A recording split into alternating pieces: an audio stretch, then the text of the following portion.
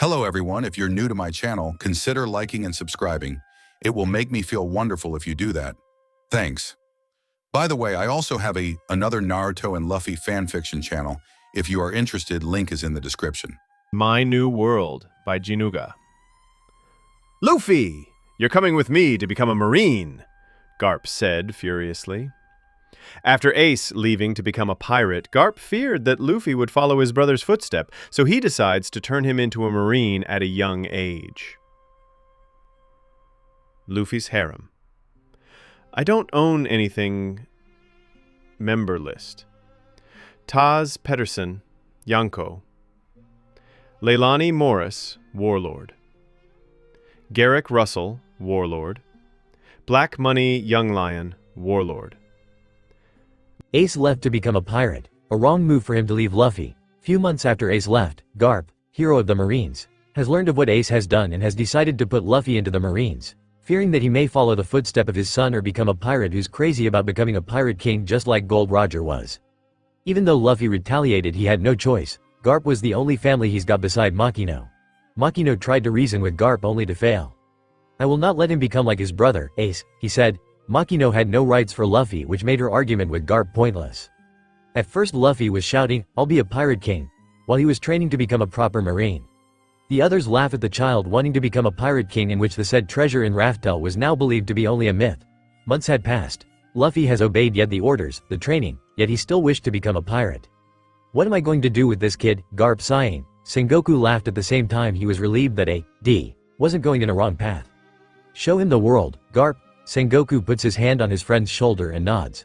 Garp had no other choice but to agree. Garp took Luffy into a ship and sailed. For the first time the kid had smelled the taste of freedom. He was more determined to become a pirate now, but that all changed. Stench of death had taken over. Black clouds of smoke was rising into the sky from a small little town. Dead bodies everywhere. His eyes saw things, child. No, he saw things that no man must see. It was a massacre. A pirate raid, Garp said, gripping into the rails of the ship while Luffy held his coat tightly. Pirates, Luffy. Pirates, he said. The boy didn't reply but stood there watching as the Marines saved the few people that had survived from the attack, while others fought the raging fire. Bending down in his knees, Garp held Luffy's shoulders with a tight grip. I'm not gonna say we are the good guys, but neither are they. Not that I don't want you being free like a pirate is, but I don't want you or Ace turning into monsters like that. Do you understand? Luffy nods, hugging his grandpa, crying at the sight he saw. He may have to live with it. I'm gonna become the best admiral there is, Luffy said, few weeks after returning from their trip. Garp. Sengoku said, pity was in his voice. I made a child look into the aftermath of a raid, Garp said, starting to break. His eyes were now teary. For the good of all, Garp, for the good of all. Sengoku stood beside Garp, both men looking into the window, seeing the trainees train. 8 years later, Luffy was now of age, under the supervision of his grandpa, Monkey D. Garp, he was instantly promoted into captain and been given a private small ship at his disposal. The ship wasn't his crew, it was simply when he has business to other Marine base. To formally celebrate it, the Marines had a graduation ceremony of the people who were instantly chosen as officers. Others were righteous, others because of their mind and ability to think strategy, others because of the strength they showed, and a few others like Luffy who was all of the above. Will I get a crew of my own? Luffy asking his grandpa after the graduation. You can either recruit them or choose from the graduated Marines, Garp said. Recruit? You mean I can ask a person to join me? Luffy was a bit confused. There are only 3 requirements, and only officers has the ability to do this. 1. That person must have fighting experience. 2. That person must be psychologically normal, meaning that person must not be crazy about anything at all that can harm civilians or disobey direct orders. Well, what's the third? The boy anxiously waited for the third requirements. Their history. If a person has committed a crime, or didn't abide the law, then he or she can't be allowed to join. What if they were forced to do such things? Like their families are in danger or they were simply protecting someone? Then a trial will be held, and it will be up to us to decide if that person can join. I see. Luffy said. Captain Luffy, orders from East Blue headquarters that trouble has stirred up in a place called Shell Town. People saying that Captain Morgan, or rather his son, hurted a woman and a man protected her and hurt the said son in the process. You are immediately needed to that place. Okay, please tell them to prepare my ship. I will set sail to Shell's Town. Yes sir. Another Marine saluted and ran towards Captain Luffy's ship. Breathing deeply in his quarters, Luffy was quite nervous since it was his first mission as a Marine. Though he may have wanted to have a crew and sail the seas, he didn't like any one of those who graduated with them. Not hate or dislike them in a way that he'll not be friends with them. but they're not the type like Ace and Sabo was. I wonder how's Ace doing? Luffy mumbled to himself. Come in, he said, hearing a knock on his door. Captain, we have arrived, the Marine said. Okay. I'll be out in a minute. Ending the conversation, he wore a long-sleeved polo shirt with black stripes, a black necktie, and a long white pants. Of course it's given for him to wear his Marine coat with the word, Justice, on its back. With one long breath, he inhaled the fresh sea breeze. People were getting out of his way, respectfully if I may add, behind him a squad of Marines that were ordered to obey his command should things go out of control in Shell's town. They were carrying a rifle and in their usual non-officer outfit, sleeveless shirt with a cap that says, Marines, in it. For Luffy a katana that was in its sheath. Welcome to the 153rd branch of the Marines. My name is Ripper. Luffy was greeted by a Marine that was stationed at the gate's fort. Thank you, Ripper. Where is Captain Morgan? Luffy asked, but Ripper started to sweat a little, hesitating that what may he tell Luffy could hurt him. Leave us, Luffy ordered that squadron on his back. Yes sir, they all said in unison and entered the fort. Now, will you tell me? He said calmly, not a hint of deceit on his tone. The man gives him his trust. Well, Captain Morgan is ruining Shell's town. In the reports he blames his son Helmeppo, still being a teenager he's abusing his power as son of the captain. Worse the same could be said about his father. He started shaking some more. Why not report it to HQ? Luffy asked. All of our reports has to go to Captain Morgan first. Since Shell's town isn't a good target for a pirate's raid, Captain Morgan has nothing to do except do what he wants, he replied. Well, what about this man that protected this woman? He's quite famous here in East Blue. He's a pirate hunter. Luffy walked towards the entrance, which Ripper followed. He's 3 sword style user, Roronoa Zoro, Ripper added. Yes, I've heard his name a few times. As they walk, Luffy spotted a man tied to a practice dummy. That's him? Zoro? The captain added. It's him all right. A young blonde man walked past Luffy. He was holding a whip. Care to join me? He said with an annoying smile. You must be Helmeppo, Luffy said. Yeah, and who do you think you are? Captain Monkey D. Luffy, Luffy said. Helmeppo turned pale upon hearing the word, monkey, for there was only 2 monkeys in the Marine. One was Garp the hero and the other, Luffy, his grandson. And the rumored to be next hero after Garp.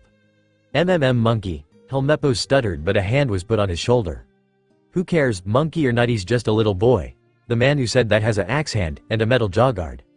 Captain Morgan, just from this moment I can clearly see that you are already defected the Marines, Luffy said. What did you say, punk? Insulted he motioned his axe hand to swing. It hit the ground with brute force causing a little crater upon it. A smirk on his face seeing as how he had crushed the hero's grandson. He started laughing but soon realized that he missed. Not only that but the boy was nowhere to be seen. Where did he? Before the man could simply finish his sentence he suddenly collapsed, as if his body was shut down so suddenly that a loud noise echoed as Captain Morgan hit the ground. Men, please arrest Captain Morgan and take his son into custody. Luffy's squadron picked up the unconscious Captain Morgan and his son taken into the ship. Ripper, as a captain of the Marines, you are now in charge of this fort, Luffy said. Ripper was shocked but nods with him. I won't let you down, sir, he saluted and the others Marines surrounded him. All were happy that one of their friend, one they knew too well will lead them. Zoro was cutted down, his swords brought to him. Luffy looked at the swords. 2 of them were well made but not enough to be named, but the last one, the one with a white grip, now that was a sword. Roronoa Zoro, I hereby challenge you to a duel. Zoro grabs his sword and walks his way towards the exit. Or the great Roronoa Zoro is scared of a young Marine? Zoro halts his movement and looks back to him. Did I hurt your pride, Zoro? Luffy blinked his eyes and once they were open he was greeted by 2 swords rushing towards him. Oops, Luffy managed to draw his blade, pure black steel. Zoro's eyes widened. The sword has no name but it sure is worthy of one. Do you like it? I haven't named it yet, Luffy said. Swinging his sword he pushed back Zoro around 20 feet. Please use your 3rd sword, Luffy said. You aren't worthy of it, the green-haired man simply replied. Then I'll myself worthy of it, vanishing into thin air. He soon appeared in front of him. Luffy swings his sword but paused for very short amount of time to let Zoro block it. You're not bad, Zoro, Luffy said, smiling. You too, halting your swing so that I have a chance to block. With that he draws his 3rd sword and putted it in his mouth. What does it taste like? Luffy asked, confused that someone would even put a sword into his mouth. Wah what? Zoro was even more confused that the young Marine made a comment. What does it taste like? Keep running into his head. Soon his curiosity overpowered him and he gently licked the grip. A decision he must regret. He had forgotten that his sword was taken from him by Morgan and has been putted in a place God knows where. Spitting, to let the taste he had tasted leave his mouth. Luffy laughed heartily. If he was a rubber man surely his mouth would reach the ground. Santoryu. Onigiri, he said, approaching Luffy at high speed. trying to cut through him by swinging the swords across his chest, resulting in a descending diagonal crossing slash from both swords, while the mouth blade performs a horizontal cut from either the left or right, depending on which side of his mouth he positioned the sword's main blade at. Gah! Zoro coughed up a blood. Looking on his chest, he was sliced by Luffy, not too deep to be fatal but enough to put him down and yield. How? He asked. You're still slow, Zoro. He paused. I mean weak, sheathing the black katana of his. Luffy crouched and faced Zoro. Would you like to become the best? Zoro stared through the space, as if he was remembering something. He nodded. Welcome to the Marines, Petty Officer Zoro, Luffy said. What? Zoro replied, but soon regretted as he started to feel his wounds, rolling on the floor left and right. Luffy can't help but laugh. Well, it's good to hear that the higher-ranked Marines agreed to make you a Marine, Luffy said, walking with Zoro towards the little ship he had. Since Captain Monkey D. Luffy had started to gather a special crew of his own, he was given a boat which will be bigger should the numbers increase. Should the higher-ups want to discuss something to the newly recruit, the recruiter, which is Luffy this time, has to defend his recruit. If cannot, he or she won't be allowed.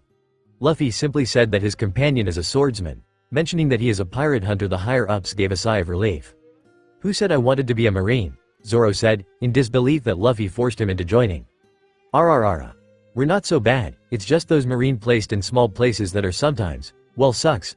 A voice was heard behind Captain Luffy and Petty Officer Zoro. Luffy looked back and straightened his body and saluted.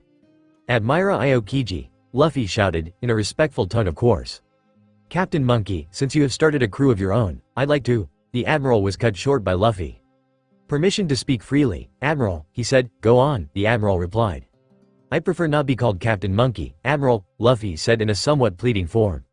Zoro and Aokiji instantly laughed and pictured in their head a monkey wearing a Marine uniform with the rank of captain. Luffy's sweat dropped. He was made fun of once more. While training to become a Marine, he was often called Monkey Marine. Now he kinda don't want to remember those things. Not that they were cruel, he actually joins in their jokes and acts like a monkey, but now he is a ranked officer and has a reputation to hold. Ahaha. Fine. Luffy, as I said, since you started your own crew, you're gonna need a helping hand. I'd like you to meet your first mate. You can come out now.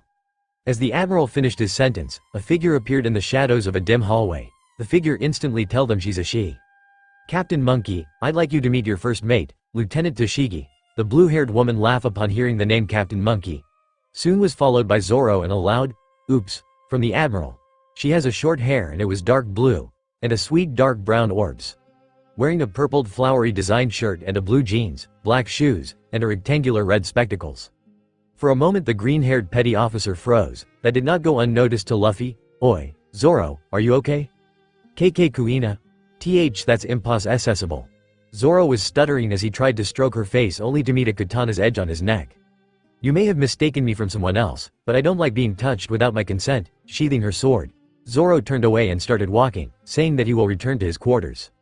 Did I say you were allowed, petty officer? Or have you forgotten I'm second in command? She said, her voice full of authority. Zoro replied, not caring. He started to walk back to his quarters. Did he just me? Her jaws dropping. Never did she saw a low-ranking Marine did that to his superior. Not to mention a captain who was just laughing when the man, her. Still she was interested and wanted to be under Luffy's command. When Still was training, rumors of the next hero will follow Garp in his footstep. He was handsome, brave, funny, charming, and a part of him that's like a kid which most girls found out to be cute. Some of the boys with him did envy him and started calling him Monkey Marine. And when Luffy joined in with them, it all became fun, making him friends with anyone. Well, Toshigi, respectfully motioning his hand, for the two of them to walk, shall we return to the ship? Why yes, she said, bowing low, as her hair shadowed her face. She tried her hardest not to be seen blushing. It's so boring, Luffy said, as Toshigi steers the ship. There was a few glances from Zoro and she gladly returned them with cold, sharp glares which made the swordsman clearly uncomfortable whenever she's in the vicinity. Captain, what are we going to do now? Respectfully asking her captain. Well, the Den Den Mushi is not raining, so we'll just roam east blue until we see a trouble or we are ordered to do something, he replied. As if it was on cue, the Den Den Mushi did rain. Yeah, who's this? Luffy was so bored that he forgot it was a line directly connected to Marineford. Don't, who's this me, you brat? That voice, that anger and that sudden snore. Grandpa Garps. G-chan, don't sleep on me. With that monkey D. Garp was wide awake. Toshigi was surprised at how Luffy talked to his commanding officer, instructor, even though they might be family related. Marines are strict about their rules, especially when it involves officers. A commercial ship has reported that they have been attacked and been boarded by pirates. Alvida pirates are threatening the passengers. My orders? He said, his tone suddenly changing. Protect the passengers at all cost. Rules of engagement? He asked once more. If a passenger's life is not threatened, you to do as you see fit. If the pirates does not surrender, Garp answered back. It'll be done, he said, and ending the transmission between him and his grandfather. Let's go, ensign, we have a job to do. I'll go change into my uniform. Captain L. Luffy, ship's on sight, Tashigi yelled, instantly blushing, seeing his captain's wet black hair. He was wearing the coat of justice, a long-sleeve white polo shirt with vertical black stripes. He stood before her, his fresh scent hitting her nose like a punch from a professional boxer. Tisk. Tashigi suddenly changes when the door behind the two of them opened, revealing the green-haired swordsman. What did I do? Zoro said, poor Zoro receiving the cold shoulders from Tashigi. I hate my life, he thought to himself. HMPH, she said, turning her eyes into the ship. Zoro, civilian safety first, you're not a pirate hunter anymore, Luffy said. Oi, I did save that woman from Shell's town, give me at least some credit, Zoro retorted. Luffy smiled. He was simply making sure of what Zoro is made of. Sir, you will add a yes sir, or yes captain. When you are talking to your commanding officer, Tashigi said, angrily. Okay, that's enough, Tashigi. I forced him into joining the Marines. It's okay, putting a hand on her shoulder, she stiffened up. Why, yes sir. Tashigi replied. How come you're stuttering when talking to Luffy here? Zoro wondered. Urusai, she retorted. Give me the treasure girl, Alvida yelled, fighting to a certain orange-haired thief. We're stealing and you're stealing from us? Not that's rude, she said. The girl replied no word, but used stronger force to grab the chest full of gold. Where's Kobe? I swear if that kid runs from me, I'll kill him. You might be the finest woman I know, but your mouth sure ain't one of them, the orange-haired girl said. I ate the sub no mi. Wait, what did you call me, BR? The wall suddenly exploded, causing Alvida and the orange-haired woman to fly to the other side along with the Alvida crew. The crew groaned from pain. Some were now officially knocked out. Marines, the passengers yelled. That was the cue for the orange-haired girl to act as another passenger and for her to steal another day. Alvida? Where are you? Luffy shouted, looking at each person on board. Marine S, I'm here, she said, yet Luffy just looked around the ship, not giving attention to the slim and beautiful woman in front of him. You're not Alvida, I already saw her picture. You may wear similar clothes, but she's fat, ugly and to some reports smelly at times, Luffy said. Luffy was sent flying. He was hit by a huge steel club. Regaining his balance mid-air. You really are Alvida, but that's impossible. How come? She snarls at him. Well, you're beautiful, slim and opposite of everything she was, Luffy said. He was saying so casually that one would think he's trying to win her heart. Aren't you a charmer? She dashed at Luffy. The young marine was FHIT something so slippery. Wah? Luffy dodged the club again. He didn't want to hurt a woman that would cause her would. A few punches that could knock her out is fine, but using his blade? No way for the young marine to pull that. Well, since it's a stalemate, I'll see you again, she said, seductively. Captain Luffy, see you soon, Captain. Instantly kissing his cheek, Alvida jumps on the other side of the ship and already had prepared a small boat. What? Tashigi's eyes shot wide open. Everything happened so fast that not 30 seconds has passed since they entered. Luffy paid the kiss no mind, except a low-ranking pirate had managed to escape against him. He already know that the higher-ups will say that the sub no mi is a paramecia type that's really hard to defeat since most attacks are just repelled, but they'll surely question him why didn't he strike her down. Captain, are you okay? Tashigi quickly approached the young captain. Yes, help the passengers please, he smiled, and she happily obeyed. Zoro, call for a rescue ship. Miss, Luffy said, seeing a young woman laid down on the floor. He offered his hand which she accepts. Call me, Nami, the teenager said. I'm fine, though I think I saw that other marine called for you inside your ship, she said. Well then if you're okay I'll take my leave. After a few minutes, Luffy quickly returned to the passenger's ship. Zoro said that he did not call for him, so something did smell fishy. Why would that Nami girl lie? And the worst has met him, the treasure stolen. Tashigi's still unaware that it has been stolen. At the very least all passengers are safe. Then the marine rescue ship has arrived and it was time for Luffy, Tashigi and Zoro to leave and return to base. The sun was setting down. Captain, we only want a few questions for you, the man said, the man who had a position of rear admiral. I think you already know it. We do not care for the treasure, but you've let a pirate go and that might sully the name of the Marines, an old man said. I will not strike a woman down, not when the mission is already complete. All passengers are safe and like you just said you didn't mind the treasure and asked for the name of the Marines. I didn't sully it, in fact I made it more known in East Blue. A young captain has let a pirate go just to ensure the passengers and civilians' safety, he said, void of all emotion. Sighs, he is correct. I'm sorry we have disturbed your evening, Captain, the rear admiral said. No problem, sir. You only wanted to make sure that the Marines are to remain in the righteous path, Luffy said. And what is the righteous path, young captain? The old man said. Justice, he said. A few days after Luffy's interview with the Rear Admiral, that man had traveled towards Marineford and reported everything that has happened at East Blue. Garp, Sengoku said, silently as he entered Garp's room. He quietly closed the doors. Akainu has now his eyes on your grandson. What made him look? Garp questioned. That interview at East Blue headquarters, Sengoku replied. You mean the part where he said, justice is the righteous path? Sengoku nods. Then Garp started to laugh so hard. That guy simply has nothing to do. If he wanted Luffy, he'd take him instantly under his command, Garp said, reassuring his friend that he has nothing to worry about. You know Akainu, and that absolute justice of his, Sengoku said. He might cause more trouble should he take our place, Garp said. He does smell like trouble, Sengoku replied. The two men looked at each other. The word, smell, make them stare into each other. Want a beer? Garp said. Yeah. Sengoku smiled, as the two old men made their way into the bar, only to smell like beer later that night. Luffy's crew sailed once the sun rose up. A marine officer with a crew of her own can sail to any parts of the sea, except when they have orders or when some areas like the Grand Line as to where even officers needs permission to enter or exit. The crew was now searching for Alvida and Nami, the girl whose identity is unknown. Even the headquarters were not sure if she was even part of a pirate crew or just a simple thief. Barrap barrap barrap barrap barrap. The Den Den Mushi is ringing. Gotcha, it said as Luffy picked it up. Yes, it's me, the captain said. Understood, I'll go check it out myself, ending the transmission. Captain, what was it? Tashigi asked, steering the ship. Zoro was on the side, sleeping like always. Well, there are reports that a pirate ship is nearing Syrup Village. I'm not sure if they're planning a raid, but we have to protect the people. 3 shades of red run across the ensign's cheeks. Why yes sir, setting course for Syrup Village, she said. He's so cool, the dark blue-haired girl thought. How long before we reach the village? Luffy said. With this distance, in the middle of the fight should there be any resistance, Tashigi replied. TCH. Double our speed, we need to get there before the townspeople have to fight them. I'll be in my room, call me if the island is in sight.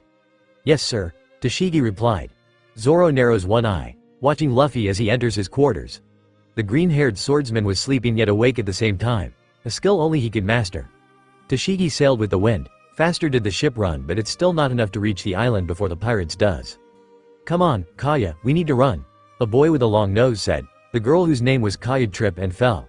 Shouts and yells from pirates demanding their surrender. The boy with Kaya was with 3 children, they run and run in that small island of theirs. Minute after minute hope was starting to fade away, they were starting to grow tired, the island was small and there are not much to hide from. Marines. A pirate yelled. Kaya, who was with 4 boys, was hiding in a bush. Captain Kuro said to send all men towards the shore, he added. What about the rich girl? Another pirate said. They can't hide forever and we won't catch her if we can't defeat the Marines, do we now? The pirate replied. Their sound of their footsteps started to fade away as they run back towards the shore. Captain Usopp, that call have saved us, the kid yelled. Usopp, the boy with the unbelievable long nose, had a smug look in his face. Oh, of course, he said, stuttering. That prank call did saved us, he thought. Luffy, Tashigi, and Zoro jumps out of the ship. They saw black smokes towards the town ahead. It covered the island with black skies and a grim atmosphere. The raven-haired boy remembered what his grandfather Garp made him see. The town which was razed, its people massacred, and nothing was left except piles of corpses. Screams and few swords clashing could still be heard, meaning the townspeople can still be safe. The 3 young Marines run towards the town only to be stopped by a man with a heart-shaped shades and at least 30 men. Hello, kids, he said, pulling out a sharp ring blade similar to a chakram except it has a string in it. Move, pirate, Luffy said, eyes shot wide open and anger was slowly taking over him. Relax kid, he said, swinging his weapon. 1, 2, Django. Luffy closed his eyes and puts each of his hand on Tashigi and Zoro's faces. Once his hands was removed, Django and his men were on the floor sleeping. How did you know? Zoro said, easy. The moment he started swinging that weapon of his, and his idiot of a crew who all looked into it including him. Tashigi's sweat dropped at how clumsy these pirates are they even pirates at all? There wasn't supposed to be any Marines. A man wearing a spectacle said, my plan is perfect, how could the Marines know about this, he said. Captain Kuro, maybe it's that kid who you have kept on calling liar and nothing more but a pest, the pirate said. Pissed at what his subordinate said, he pulled out his weapon, claws, he wear it on his hand and slashed the man, making his body drowned in his own blood. The other crew gritted their teeth, they hate their captain but he was a smart one, the one whose plan never failed and it brought them richer than they were. "Captain, there they are." Another man pointed at Usopp and Kaya, who was with the 3 kids. Kuro suddenly disappeared, appearing in front of Usopp, who still didn't saw Kuro in front of him. "Die," he said. Getting the boy's attention, he slashes HIW claws, only to be met by 2 katanas. Kuro widened his eyes, seeing a man with green hair and a marine uniform. Their steels clashed, swinging left and right. Claws and blades have met again and again. Tashigi grabs the 3 children and yelled for Usopp and Kaya to follow her. Luffy watched as how his own recruit, Zoro, fight a battle against Kuro. "You're gonna die if you just stand there, kid." Luffy was instantly surrounded by Kuro's own crew. There was nowhere for him to dodge. "Captain, watch out," Tashigi yelled, drawing her sword and rushing to her captain. Luffy shot, his eyes opened, then an invisible force hits all of the pirates around him, causing them to faint. Lifeless as they looked, they were still breathing. Zoro was amazed at how strong Luffy was. "Haki," Kuro whispered. "What's that?" Zoro asked. Kuro groaned. "Time to end this," vanishing in front of Zoro. He reappeared behind him and slashes his back with tremendous force. Kuro then ran towards his ship with a few men behind him. Luffy saw Zoro. He was in a critical condition if not treated immediately. "Tashigi, take care of Zoro. I'll get that bastard." Luffy started to chase Kuro and the 7 men who was with him. "Hold him off," Kuro yelling at his crew. The 7-person didn't even last a second at Luffy. "I'm already on board. See you bastard." Luffy then gave him a confused look. "You're not so smart when you're panicking, are you?" Luffy said. What? Kuro replied. "How can you steer a ship that big on your own, eh?" Luffy said. "Surrender now or fall before me." I give up." Kuro saw how Luffy used his conqueror's haki unto his men. Kuro's a smart man. He knows when to sheath his blade and when a fight is impossible to win. Luffy gave a disappointing look. He wanted to slay the man in front of him, yet when a pirate surrenders, a marine is obligated to arrest them. "I'll see you in Impel Down," Luffy said. Kuro was suddenly frightened, yet he remained calm. A pirate, not even 100 million bellies, would be sent to Impel Down. It was impossible. A larger marine force arrived a few hours after Luffy ended the battle. The town was ruined. Rebuilding a small town like that will require lots of time and hard work, not to mention most of the people were killed. The Marines decided that they will be sent on a different location with houses and jobs already waiting for them. Kaya was left with no one except Usopp. Every people who worked for Kaya was slain before the battle even begun. Luffy sighed, yet he saw Usopp. After the battle, the boy told stories to him, Tashigi, and Zoro about the monsters he defeated. Luffy laughed, Tashigi just smiled, and Zoro's face was unexplainable as they listened to Usopp and his 100,000 army. Yet when time calls, no matter how much of a liar or coward this man is, he is brave and courageous. "Usopp, what's your specialty?" Luffy asked. "I am the bravest man of the sea, I can." "The truth." Luffy said. Good thing that Tashigi, Kaya, Zoro was already asleep. "I can shoot things pretty accurately." He then grabs a slingshot. "With this," he said, as if he was embarrassed that it was the only thing he could do. "Come with me," Luffy said. "What are we doing here?" said the wondering Usopp as to why he and Luffy would be near Luffy's ship. "Here," throwing the rifle at Usopp. "Shoot me," the captain said. "Hey," I said. "Shoot me, or is the great Captain Usopp scared?" Taunting the long-nosed boy. Usopp didn't want friend. Heck, he didn't want to shoot anyone. Insult after insult. Usopp was reaching his line. Now so ready to shoot Luffy, he aimed. Closing his eyes, look, he heard. Luffy was there, still standing still. The bullet was cut into half by his sword. But the real thing he wanted to say is, where would it have hit him if not cut by his sword? There in the middle of his eyes, that was where the bullet was sliced. Usopp blinks a few times. That's an accident," he said. "No, it is not," sheathing his sword. "Usopp, do you want to be a hero of the sea?" the young captain said. Usopp simply nods, still not believing himself. "Then I offer you a position into my crew. Shall you accept this? Today and forever you will be a marine," he said. "Oh, okay," the young boy said, "but I can't leave Kaya," he added. "Tell me more about Kaya." "Well, she wanted to be a doctor and help people." "Do you want her with us in the ship? Marine ships have a large collection, medicine, books, and many more of those stuffs," Luffy said. You had to convince her, Usopp," Luffy said. He then started to walk his way back into town, later followed by Usopp. "Kaya, I have to talk to you," Usopp whispered to Kaya, who had just woken up. Luffy, Tashigi, Zoro was now before at their ship, waving their goodbyes to the people who were evacuated of the island. "Well, what do you say, you two?" Luffy said. Kaya all left alone. No one was left in the island and no family to take care of her, only Usopp. She nods and climbs aboard the ship. Zoro narrows his eyes following Kaya's movement as she walks into the deck. "Where do you think you're looking, pervert?" Tashigi yelled. "Wah, who are you calling pervert? 4 eyes. How dare you call me that, you weird green-haired thingy?" "You did you just call me thingy?" Zoro retorted. And the two continued their rambling. Luffy stopped both of them before their swords are drawn. "What about you?" Luffy asked, holding the rifle waiting for Usopp to grab it and head to the ship. Usopp looks back. "Thanks, Mom," he said, accepting the rifle and smiling at Luffy. The young captain looks at the island, bows and says he's sorry for the fallen.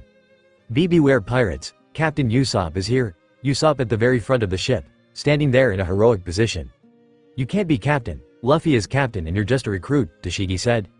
"Thanks for that, Four Eyes," Zoro said. "I hope you're ready to die when you said that," Tashigi drawing her katana. "Always," drawing his two katanas.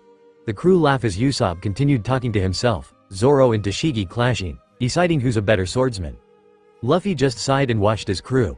Kaya was right beside him, asking question about how the Marines live. "Alright," Luffy said, taking a stance. "Fire." The sound of gunfire echoed throughout the entire ship. "Faster," Luffy yelled, commanding Usopp to reload much faster. "Your opponents won't be so merciful to let you reload," he said. Usopp finished reloading and Luffy was already in front of him, sword pointing at the Longnose's throat.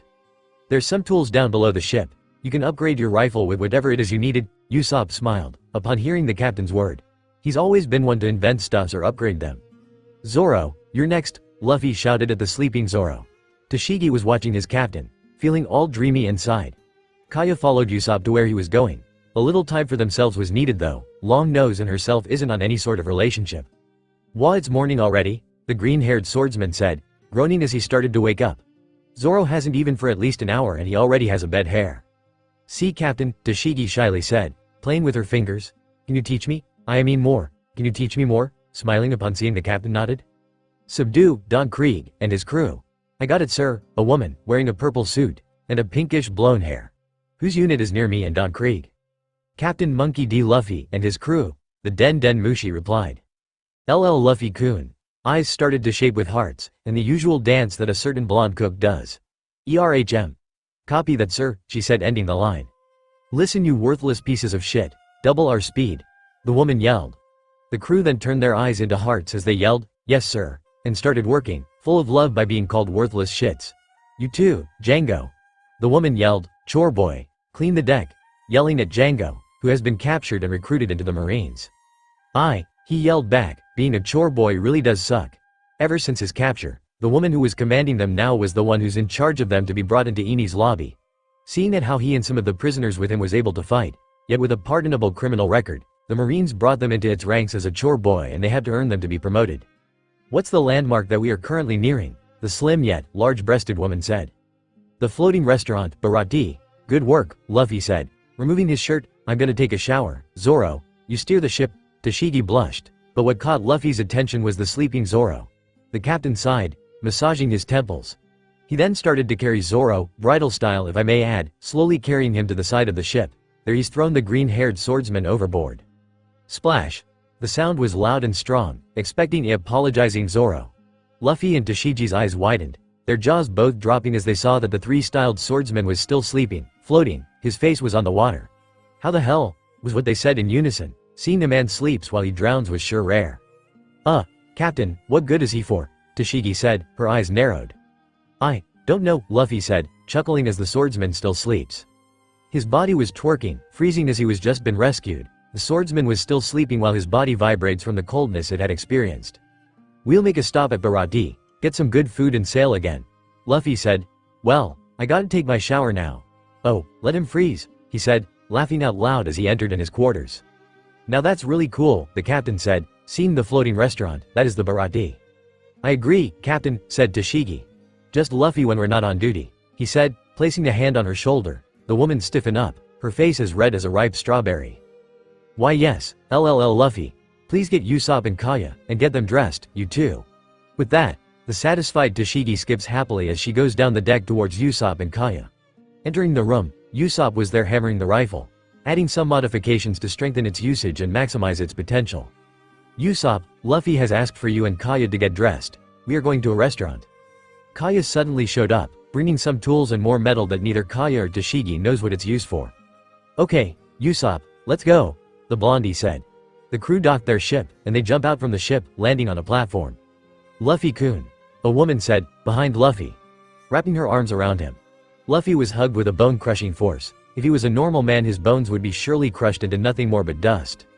"Hi Hina-san," the young captain yelled, trying to get out from the grip that is from Hina. Tashigi's mouth was wide opened. Usopp was the same, Kaya simply smiled, and the swordsman just yawned. Luffy sensed some evil aura behind him and Hina. The crew was staring at him with malicious intent. Everyone in Luffy's crew entered the Baratie, including Hina of course, still wrapping Luffy in a tight hug. Inside, Luffy explained how Hina has become his mentor, and how she was always visiting him in his classes. "Isn't he just the cutest?" Hina said, letting her cheeks rub against Luffy's. Tashigi pouted. Seeing the sight of Luffy with another woman was something she didn't want. "UWOOOOHHHHH, a man with a blonde hair screamed, running towards Luffy and his friend's table. "Mademoiselle," suddenly grabbing Hina's hands, about to kiss it the way gentleman does. Popping a vein, clenching her first. "What do you think you're doing?" She throws a punch so strong that strong men would be ashamed of, pervert.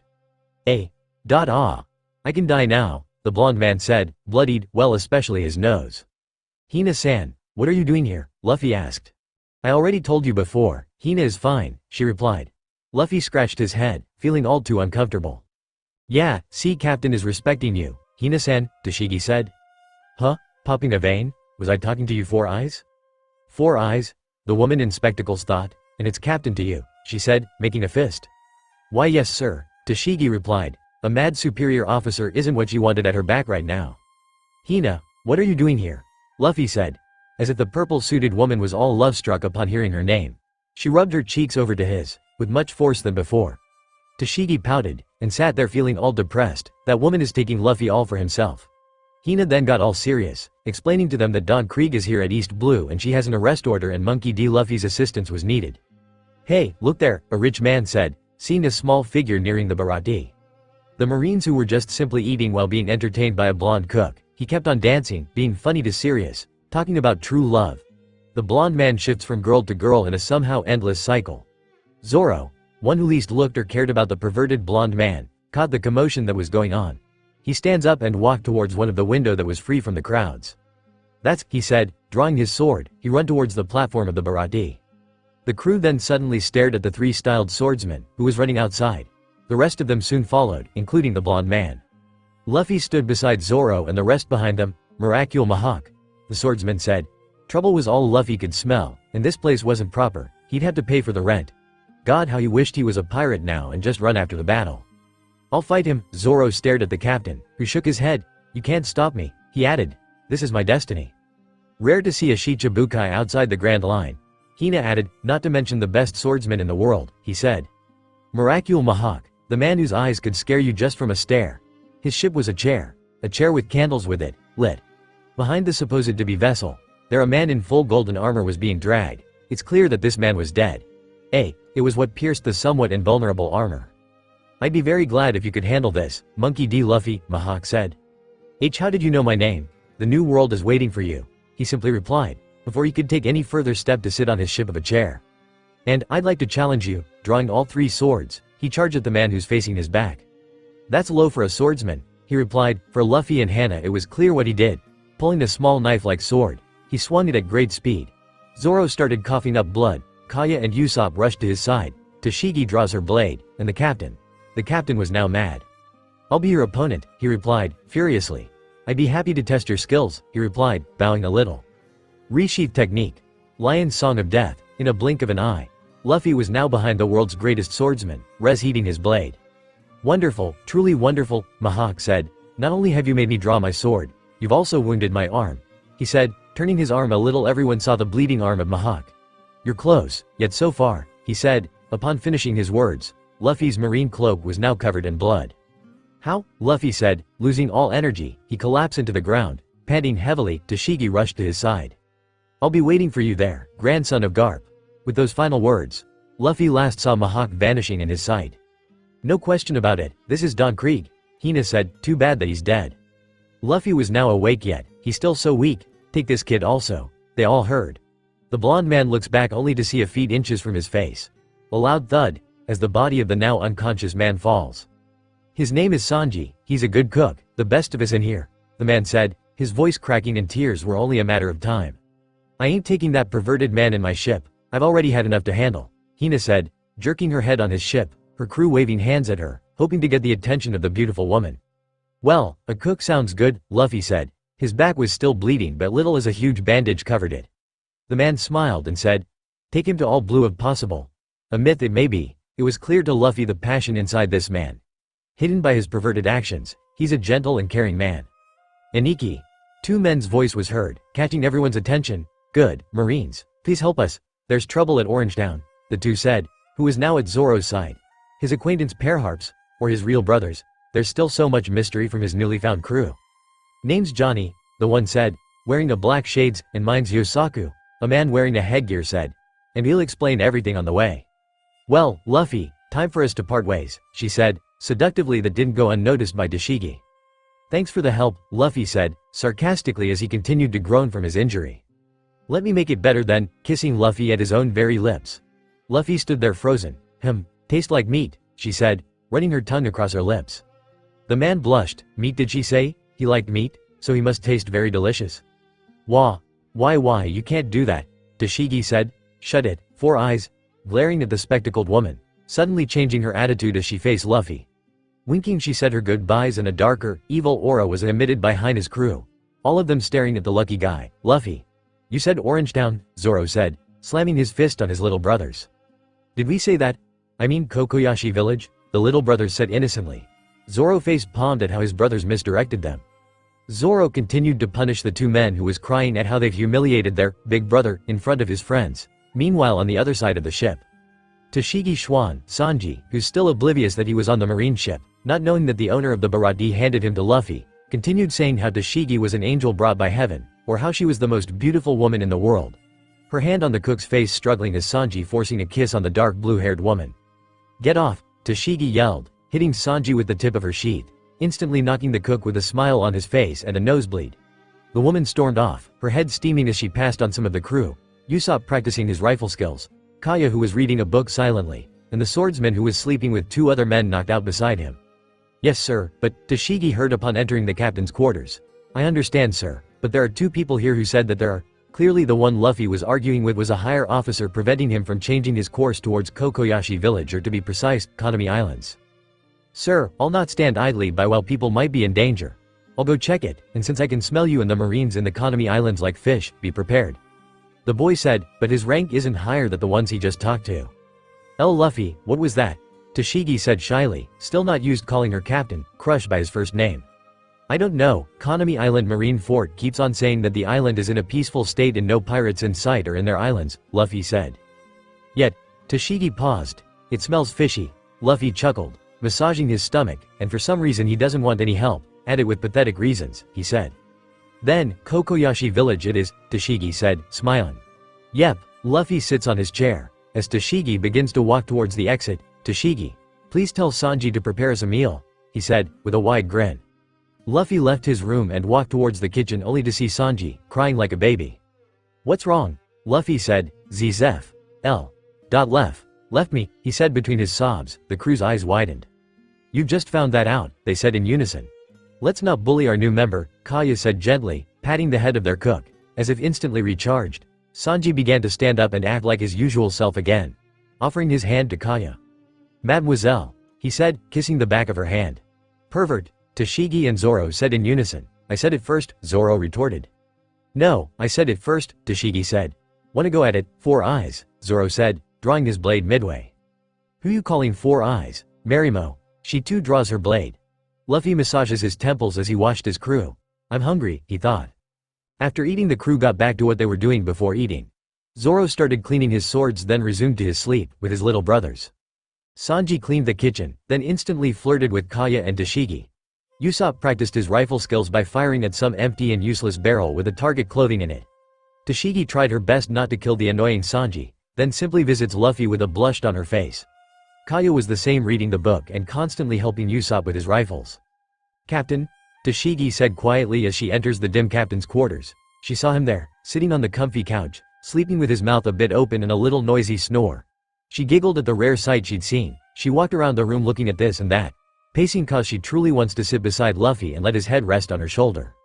"This would hurt so bad, but I'm so dead if he finds out." Her thoughts was waging war against the other. "Yeah, but it sure is worth getting caught." She shook her head. What if he wakes up and returns the feeling? As if a three-way battle was going on inside her mind. "Fine," she screamed a bit loud, Luffy jerked his body a little and was about to fall on the couch. Swift as the wind, she suddenly sits to where Luffy will land on her shoulders. Yeah, she thought. Her face however says it all on what was going inside her head. Each breath she felt, each of those warm breath that hits her neck. She was in bliss, not wanting to end it. She'd kill for another moment like this. It's still a long way towards Konami Islands, so why not right? Luffy moving his head, finding a more comfortable position when he suddenly puts all her weight into Tashigi, causing the two of them to fall in the rather unusual huge couch with Luffy on top. His wounds still hasn't healed yet, as Tashigi caught a sight inside the back part of his body. Blushing redder than ever before, Luffy was on her breast. His warm breaths and his head moving, she moaned. Trying to keep it the sound inside the room, she tried not to moan, but Luffy kept on moving and now he was talking about meat. Luffy started to drool. Wetting the shirt Tashigi was wearing, added by his constant movements and his breaths. She couldn't kept it anymore, she moaned loud. Now she just hopes that no one can hear her and that his idiot of a captain won't wake up. Aniki. What's that? Johnny said, as he and Zoro started to wake up, making the moan inside the room clearer into their ears. There it is again, he said. He starts to stand up where Zoro knocks him out. What the heck is he doing to her? As perverted thoughts entered the serious mind of Zoro. He tried to return to his peaceful sleep, but how can he, when there's a sound like that? Well, it's better that he hears this rather than any one of them, especially that Koku's starting to get on his head. The crew remained at their position as they finally saw Kokoyashi. No, it's Arlong Park, Usopp said, upon seeing it. I can't just charge in recklessly, though Zoro and Tashigi are good, the captain speaking on his mind, their ship hidden in by the large bushes and trees. Okay, we need to make a plan, Luffy said to Tashigi and Zoro, who might be the only two persons other than him that can fight. What's the plan? Zoro said, his eyes narrowed at the blonde cook who's dancing around Kaya. His eyes turned into hearts. How can that guy's so? The swordsman stopped as he has no other words than can describe Sanji, saved for pervert. Should we just charge? Luffy said out loud, accidentally. Usopp then came out from the ship's inside, wearing the armor that he made himself from the spare steel that was supposed to be used for repairing the ship. His armor was clanking as he made his way towards Luffy, Zoro, and Tashigi.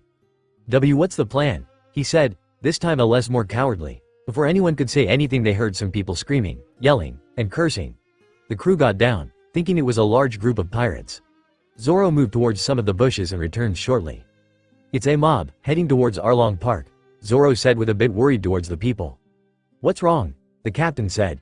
Yeah, they're a mob sure, but they're using pitchforks, sticks, and others just what they could find on the ground, wanting to help the people. He started to move uncomfortably, itching to get out there. Do you really think they'd stand a chance? He added. Do you? Tashigi said, laughing. Trust me, woman, I can handle myself fine, he said. Guys, their leader said, signaling the entire crew to come near him. We will split up, he said. Oi, Luffy, do you think that's a good idea? Usopp said, as Luffy, Sanji, and Tashigi walked towards Arlong Park. You want to be a hero, right? Luffy said, putting his hand to the coward's shoulder. Now is the time, he grins. Putting a desperate smile, knowing that this might be the end of the great Usopp, he collected his guts and puts up an intimidating posture as they near Arlong Park. The people was ramming the gates of it. A siege has began. The mob turns their attention to them putting a stance, though they were wearing a marine uniform. They passed through the crowd as each and every one of them moves away from the marines, who've just destroyed Arlong Park's gates with a one hand. Pirates, surrender now or die, Luffy said, the last part he said as grim as possible.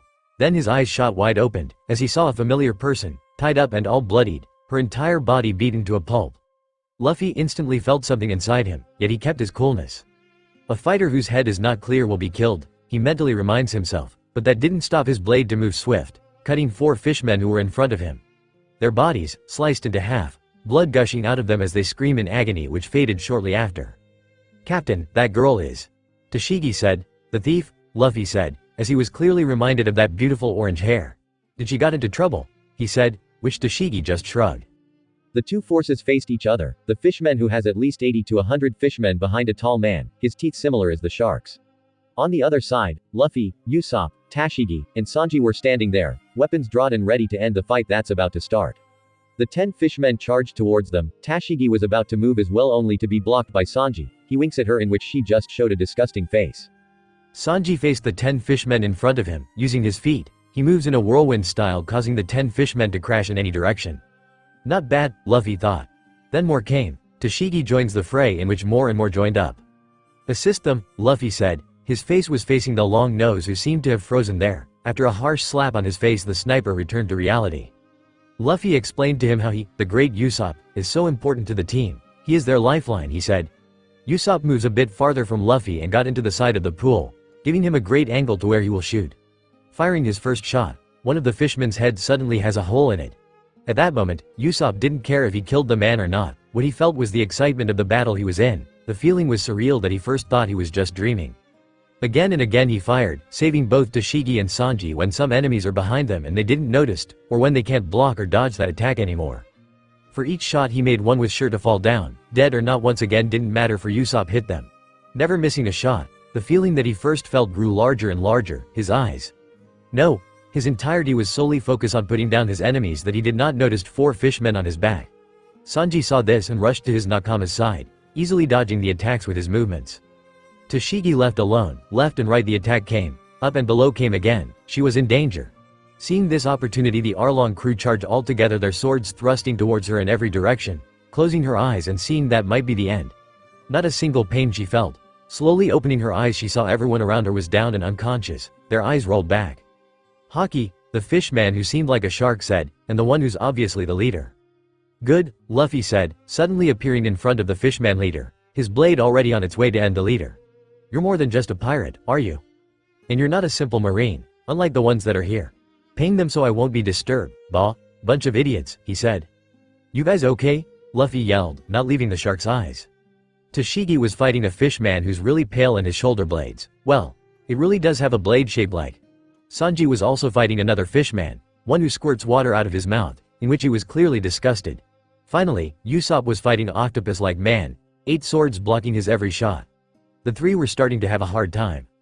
They're not normal, Luffy, they're a big go-good, Sanji said, dodging every water that fishman squirts at him. He can't seem to find an opening. Arlong, he said, and you are? He replied back. Monkey D. Luffy, he said, his voice a bit louder, giving him a bit more pride in his name. Punches were thrown and was replied by swinging swords. Clang! The sound of metal hitting its same kind. Luffy's eyes widened as he saw how Arlong bit in his blade. It should have gone through. His blade was swift and sharp, and the only thing that had ever stopped it was teeth. Using his strength, he pulled back his blade together with the shark's teeth. He smiled upon seeing lost teeth on his enemy's mouth, but that soon changed when Arlong instantly grew another set of teeth. Surprise, he said, smirking at the marine. Actually yes, that's really cool, he said, I had to step up a bit. He said, finally an opponent that he could go faster and a bit stronger. Soru, he yelled, disappearing before their very eyes. The fight stopped between the lieutenants of Arlong and Luffy's crew as they all watched the deciding fight. Gah! Arlong yelled as he was sent up. Higher than his building he flew. Once more the captain moves at extreme high speed that the eye can no longer follow. Everyone was truly amazed at how strong this young boy was. Never did they saw a boy or a young man like him here in East Blue. Not even Gold Roger was this strong when he first started to become a pirate. Fool!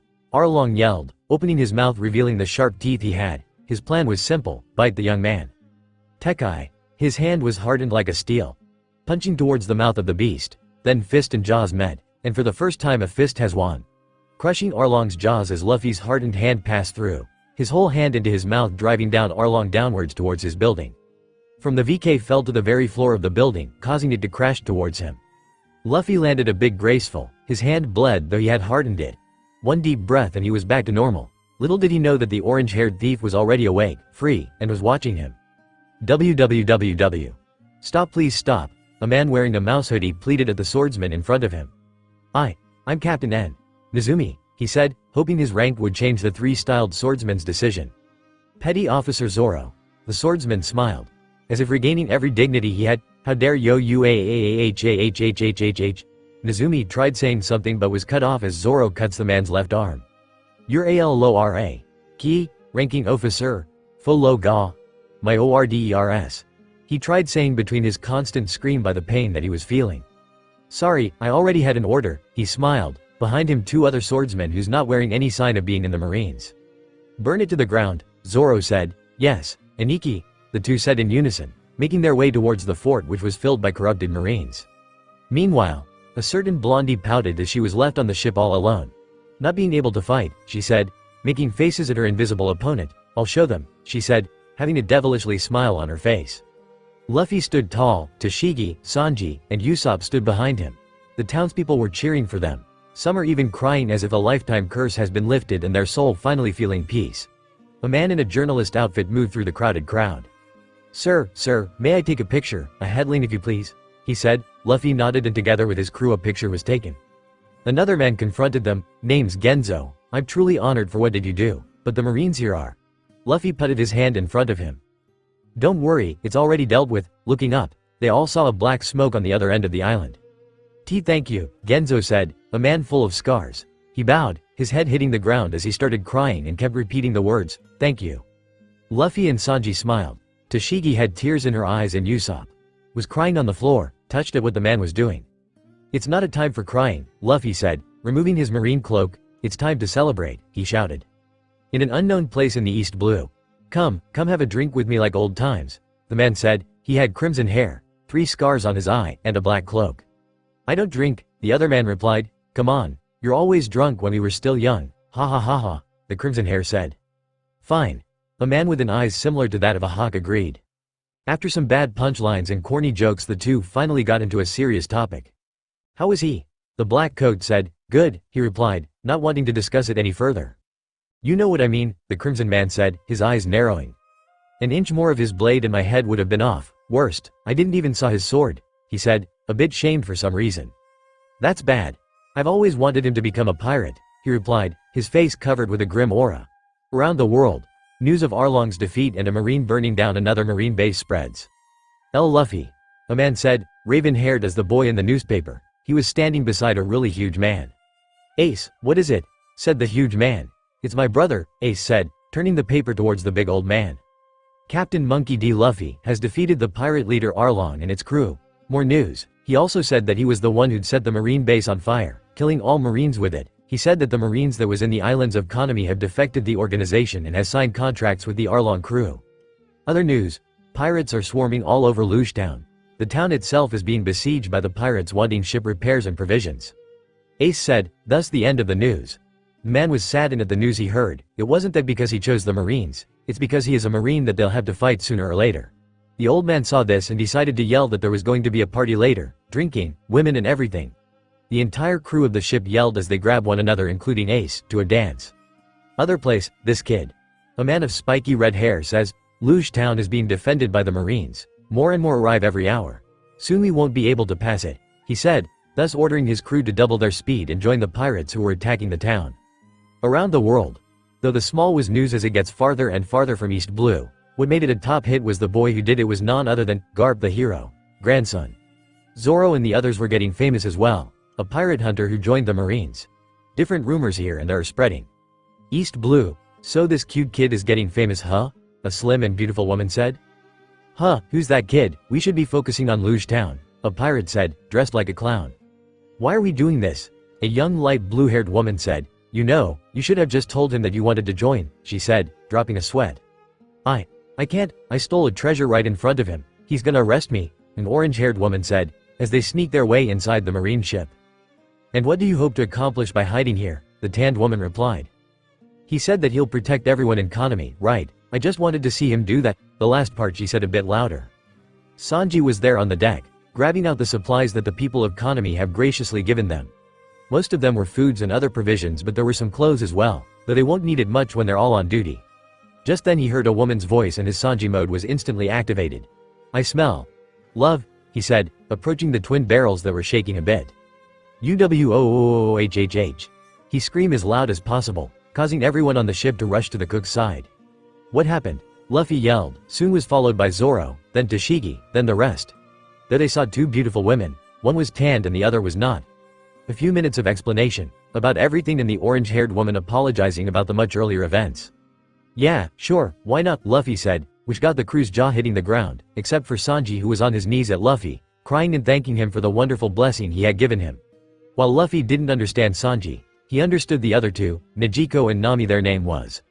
The navigator was the orange-haired woman, and her sister was not that special but was tough, a bit of training and she's ready to go. And so the two women said their goodbyes. Cheesy moments happened which Luffy and Zoro didn't want to see. The two men shared the same opinion and at the same time not. Zoro was annoyed with commotions like that while Luffy just simply reminded him a bit with Ace and their special friend. Take care of them or I'll beat the crap out of you, Genzo yelled, as the marine ship starts to slowly vanish in his sight. Nami and Najiko kept waving back even when the island itself starts to become blurry in their eyes. A new chapter for them was about to unfold. Tashigi. Luffy said, as his head peeks out from his room. A moment please, he said, a bit serious yet whispering yell. Zoro bats an eye on Tashigi as she enters the room. They aren't gonna do it again, are they? Zoro thought. His mind still hasn't forgotten the moaning that came from that very room. The swordsman immediately assumed that it was that thing that they were doing.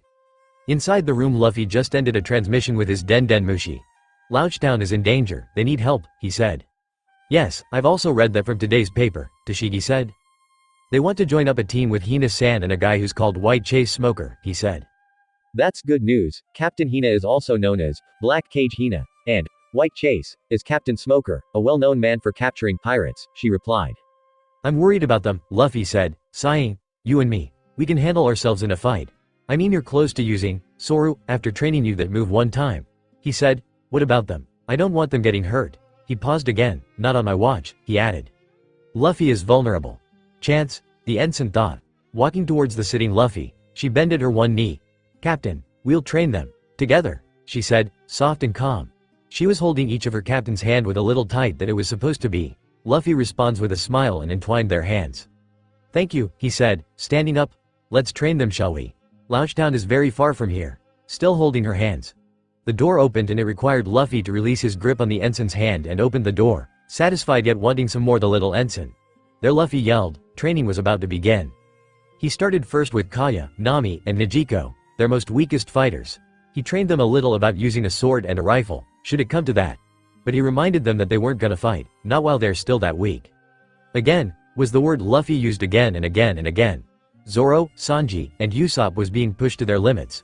Zoro was starting to grasp, Soru, Sanji was able to do Geppo immediately but loses his flight midway, and Usopp was having a truly hellish time practicing Kamii. Tashigi was handling the girls. With basic sword techniques, it wasn't like she was teaching them much about swords, just how to swing, block, and parry properly.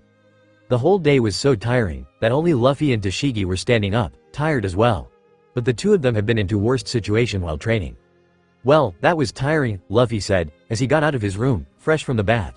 I'm kinda hungry, he said. Entering the kitchen, he was still talking to himself, as he searched the contents of the refrigerator looking for at least some leftovers. Humming as he keeps on searching for more meat, he didn't realize that the door opened and closes. Captain, what are you doing here? Tashigi said, also fresh from the bath, her hair still wet as it dripped some onto her clothes. Just looking for some meat, but they're all cold now, Luffy said in disappointment as he rubs the back of his neck. Well, I'm just gonna grab some milk, but if you want I can heat it for you, she said.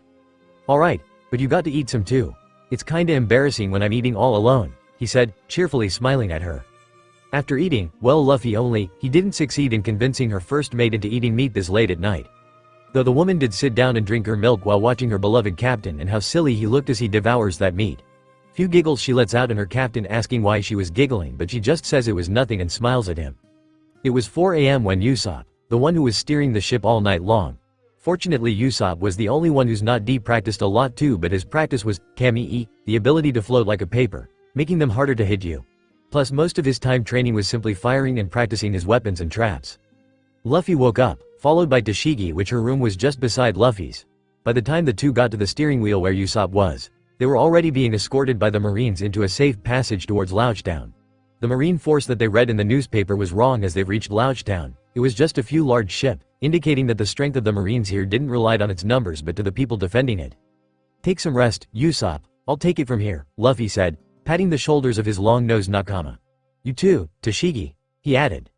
The woman insisted that she was simply fully awake now, plus she had rested well when she slept. Luffy just gives out a sigh at his stubborn first mate, as the two of them greeted the warm sun that slowly shines. The first to woke up among the crew was Sanji, as he starts to cook their breakfast. Sanji, tell them we'll be back. We have to meet up with our commanding officer, Tashigi said, as Luffy waited outside the kitchen, should he get in there. There was no stopping the monster inside him from eating all that delicious scent. Hi, Sanji responded with a love tone, as Tashigi shivered at the face Sanji showed. Tashigi went out, as she and Luffy locked their eyes and nodded in unison. The two walked towards the marine fort that requires quite a short walk. Arriving at the marine base, Luffy-kun, the two youngsters heard, as both of them got a feeling they all knew too well. Hina-san, the boy said, turning around to see Hina already clinging to his arm. Tashigi, faking a cough to get Luffy's attention. "Where is Captain Smoker, Hina-san?" Luffy asked, as his cheek was being played at. "Here," a voice said. From the sky a thick white smoke turns into a man with grayish hair. His name suits him just fine, Luffy thought. The man was muscular and is wearing an unbuttoned jacket with holes or pocket if you prefer, just to put a cigar. "So you're the White Wolf, huh?" Smoker said, as his face pointed towards Luffy. Luffy didn't understand, even Tashigi didn't. Smoker sighs. "That's what they're calling you, Smoker." Releasing the smoke he inhaled. "I don't care, just do what I tell you to do," he said. "Yes sir," he replied. "White Wolf, huh, it's not bad, but why that?" he thought. "Report says that pirates have ceasefire against one another and plans to break through our line of defense," Smoker said. "Black Cage Hina, you and that kid will act as vanguard, and I'll take the rear guard," he said. "With the ships under my command we can bombard them from afar, thus sinking them before they reach the Lougetown, or worst, the reverse mountain." "So we have a war at hand," Hina said in a sad tone. "Are other Marines coming this way too?" Luffy asked. "Yes, but a few of them. They won't make a difference," Smoker said. "Okay, we'll go with your plan, Hina-san. Let's go to our position." Hina nodded as the two of them prepare for a battle that will begin in a few hours. Back to Luffy's ship, he ordered the three women to leave the ship and go help other personnel as the bombs and cannonballs might hit this town. Kaya was happy, for her time reading books about medicine and other stuffs are about to pay off. For Nami and Najiko, they're just happy they won't be joining it. Captain Luffy and Captain Hina has finally taken their positions, acting as vanguard for the bombardment unit which is being led by White Chase Smoker. "And they're there," Sanji said, as if by cliché they arrived as soon as the Marines have finished up their formation. It was a wedge formation, two ships acting as the tip of the sword, Luffy's and Hina's ships. On the very end of the wedge Smoker and the bombardment unit. The plan was simple: the enemy pirates will be forced to separate into two sides of the triangle.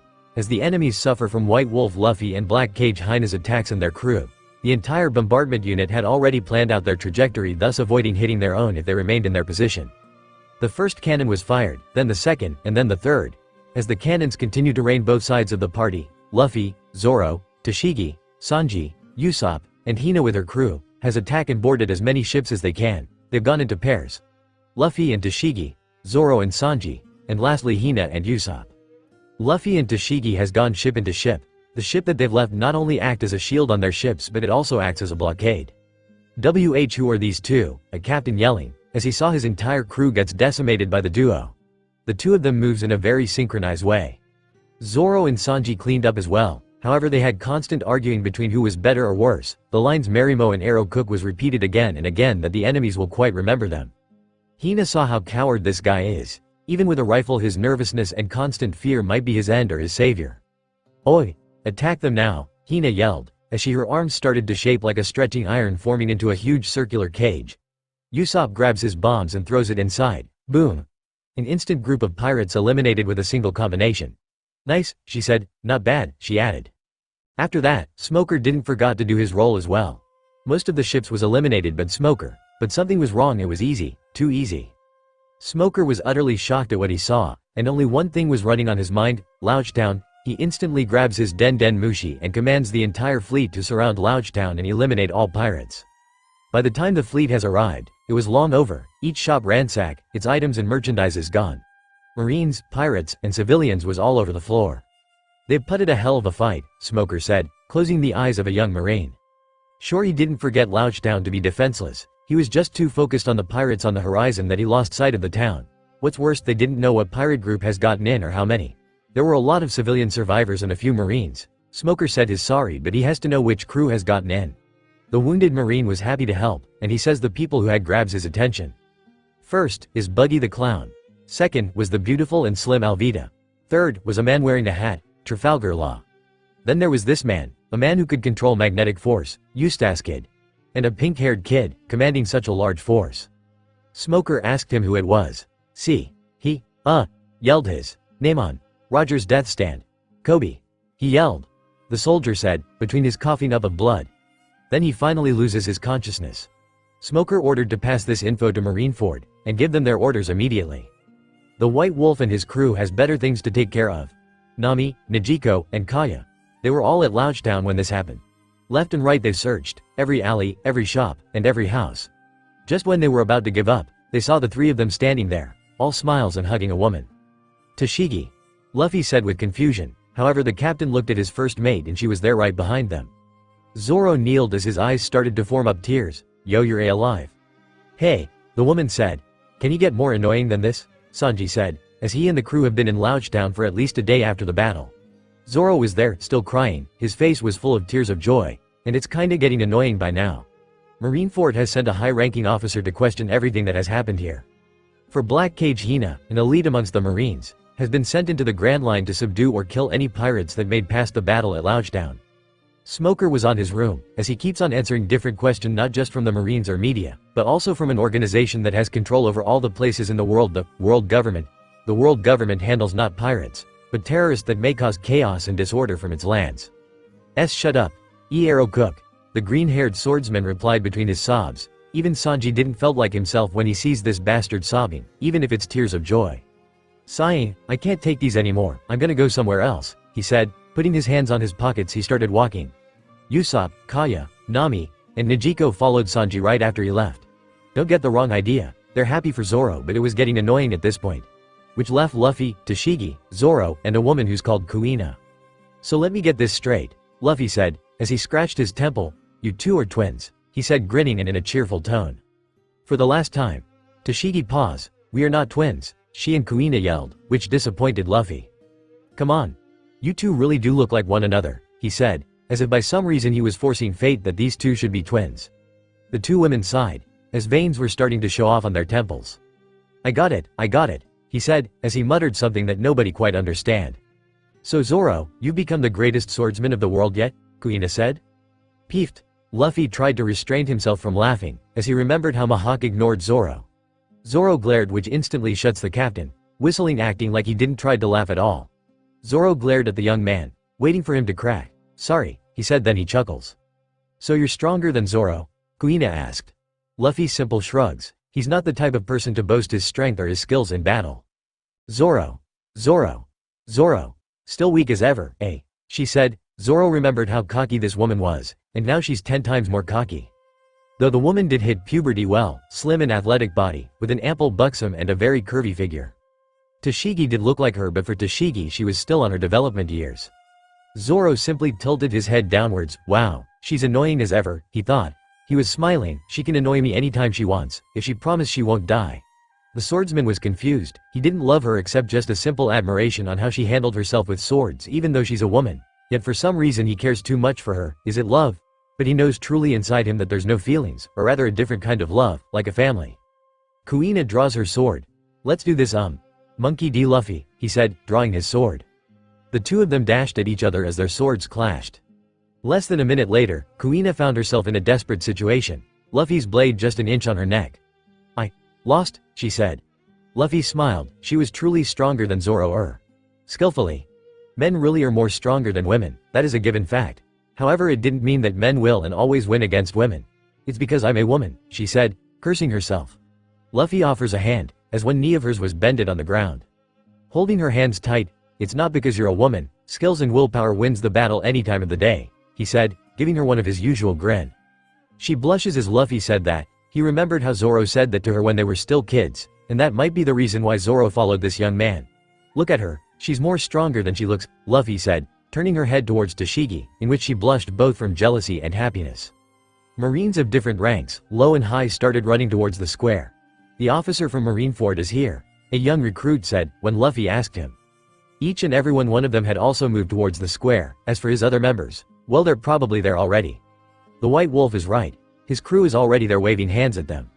All of the Marines formed up their lines according to their crew and superior officer. Luffy and his crew was the only crew that has got most of the attention, the White Wolf and his crew who burned down a defective Marine base in Konami Islands. They were chattering as to how that a few of them are able to defeat the turncoats and at the same time Arlong, a former Sun pirate. Attention on deck, Smoker yelled. The entire platoon stood straight. A man walked in a dog hat, thus covering his face. Everyone simply assumed he's those unknown high-ranking officer that's being sent to deal with problems such as this. The man removed his hat, and everyone stood in awe. It's him.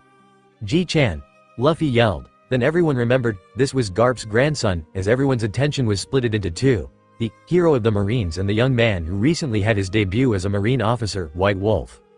Garp popped a vein. It's Vice Admiral to you, he yelled, instantly disappearing in their eyes and appeared right in front of Luffy. If Luffy was fast, so fast that your eyes can't follow him, It's worst for his grandpa they didn't felt him at all as he passes through the crowd of Marines. Launching his fist into Luffy's head, the boy tried to dodge it but to no avail, it was way too late. "It hurts," Luffy screamed, as two huge bumps on his head appeared. Everyone simply dropped their jaw, including his crew. "Wanna go at it?" Luffy said, provoking his grandpa. He disappeared in thin air like Garp did, but the old man simply smiled. Too slow, swinging his fist downward in a direction where no one is there. Then a loud crashing sound was heard. Luffy was on the ground and a crater was formed. Once more everyone's jaws dropped even further. "Don't forget your teachers, Luffy," Garp said, for he was Luffy's teacher in most of his training. Second was Black Cage Hina. Then boy repeatedly screamed, "It hurts," again and again. "Looks like you'll need more of my fist of love." A wicked smile appeared on his face. Sorry, I'm sorry," he yelled, as he struggles to free himself as Garp single-handedly lifted him by his collar. "Just go back to what you were doing," Luffy yelled. Garp was speaking so fast and furiously that nobody understood what he yelled at Luffy. Garp was with Luffy and his crew inside a room in Louchtown's marine base. "You guys are as of now promoted into a higher position," Garp said. "Ensign Tashigi, you are hereby promoted into the rank of commander. If it wasn't for the formalities, Tashigi would be jumping around. Unfortunately there are also some high-ranking officers at the room witnessing their promotion. Petty Officer Zoro, you are promoted into lieutenant," again Garp said, his voice void with emotion yet he's smiling as he congratulates them. "Chore Boy Sanji, you are hereby promoted to ensign. Chore Boy Usopp, you are hereby promoted into ensign. Chore Boy Nami, Kaya, and Nijiko, you three are promoted into the ranks of Master Chief Petty Officer. Chore Boy Kuina, you are hereby promoted into the rank of Warrant Officer," Garp said. The entire crew was dumbfounded. She just came here to watch the ranking of her newfound friends and now she's one of them. The Marines might have presumed her as part of the crew since she was also found battling pirates at Louchtown. She tried speaking but was too shocked to say anything. "Wait," Luffy said, getting all the attention as the room falls into a silence. "What about me?" he said.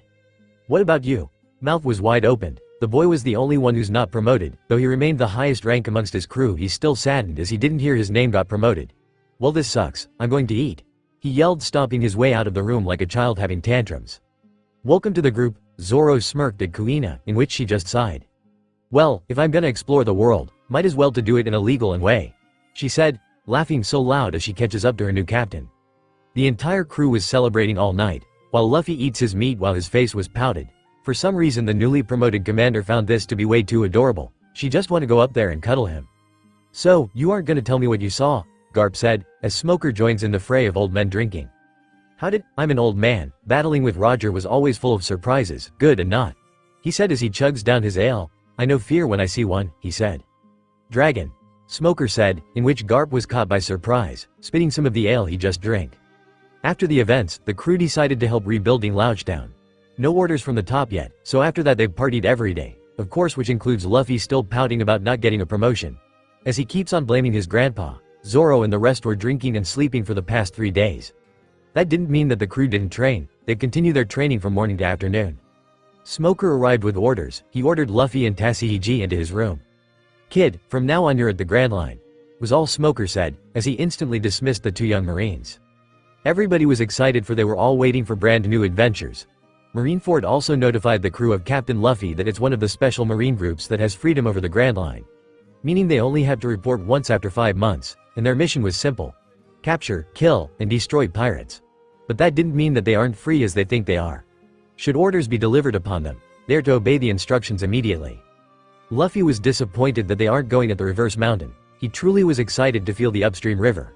Instead they got into the calm belt, which was surprisingly all the monsters there didn't go extinct. Luffy hunted down the monsters one by one. As he yells, "Meat!" It was a busy day for the captain and the cook. They finally had a supply which could last for 2 whole years. In 1 whole week the food that they've got was clean gone. Luffy, Zoro, and Usopp were eating every day until their stomachs ached. The women were scolding them since now they've no food to eat and the nearest marine base was a week's travel. As Sanji releases the smoke in his mouth, "These men have no class," he said, in a gentleman's way.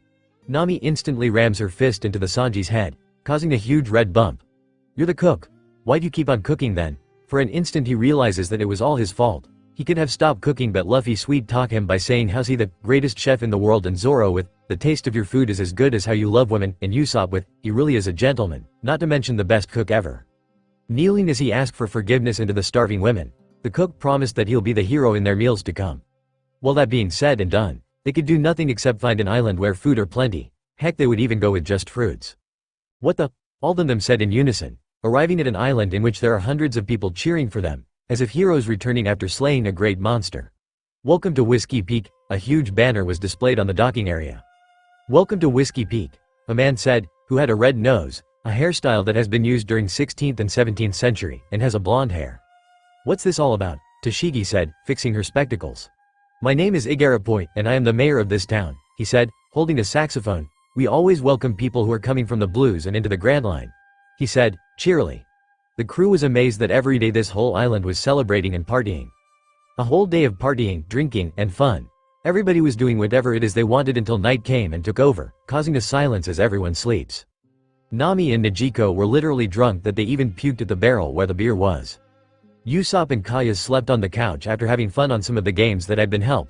Sanji, who seems to have been lucky, was in a room full of girls who were head over heels for him. Zoro was on the rooftop sleeping, while still hugging a barrel of beer, which left Toshigi and Kuina outside the mayor's house and where the ship was also just 100 feet away. The two women were with the slightly drunk Luffy. I think I've had too much today, he said, trying to remove the dizziness that he was feeling. The three were on the sitting by the wall, near the door.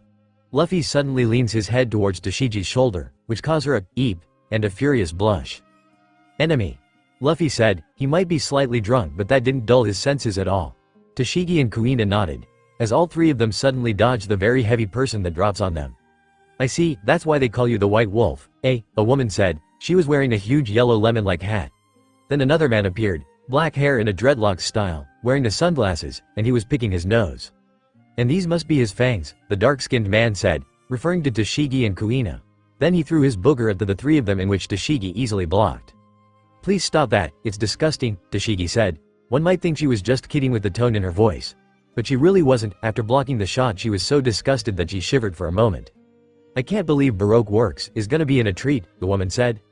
Baroque Works? Luffy wondered, slightly tilting his head. My name is Mr. Five and these here is Miss Valentine, and I'm sorry, we won't be telling you anymore, he said, as he started to pick his nose again. I can't get anything with this, Luffy thought, as he dashed towards Mr. Five with great speed that the two didn't have time to react at all.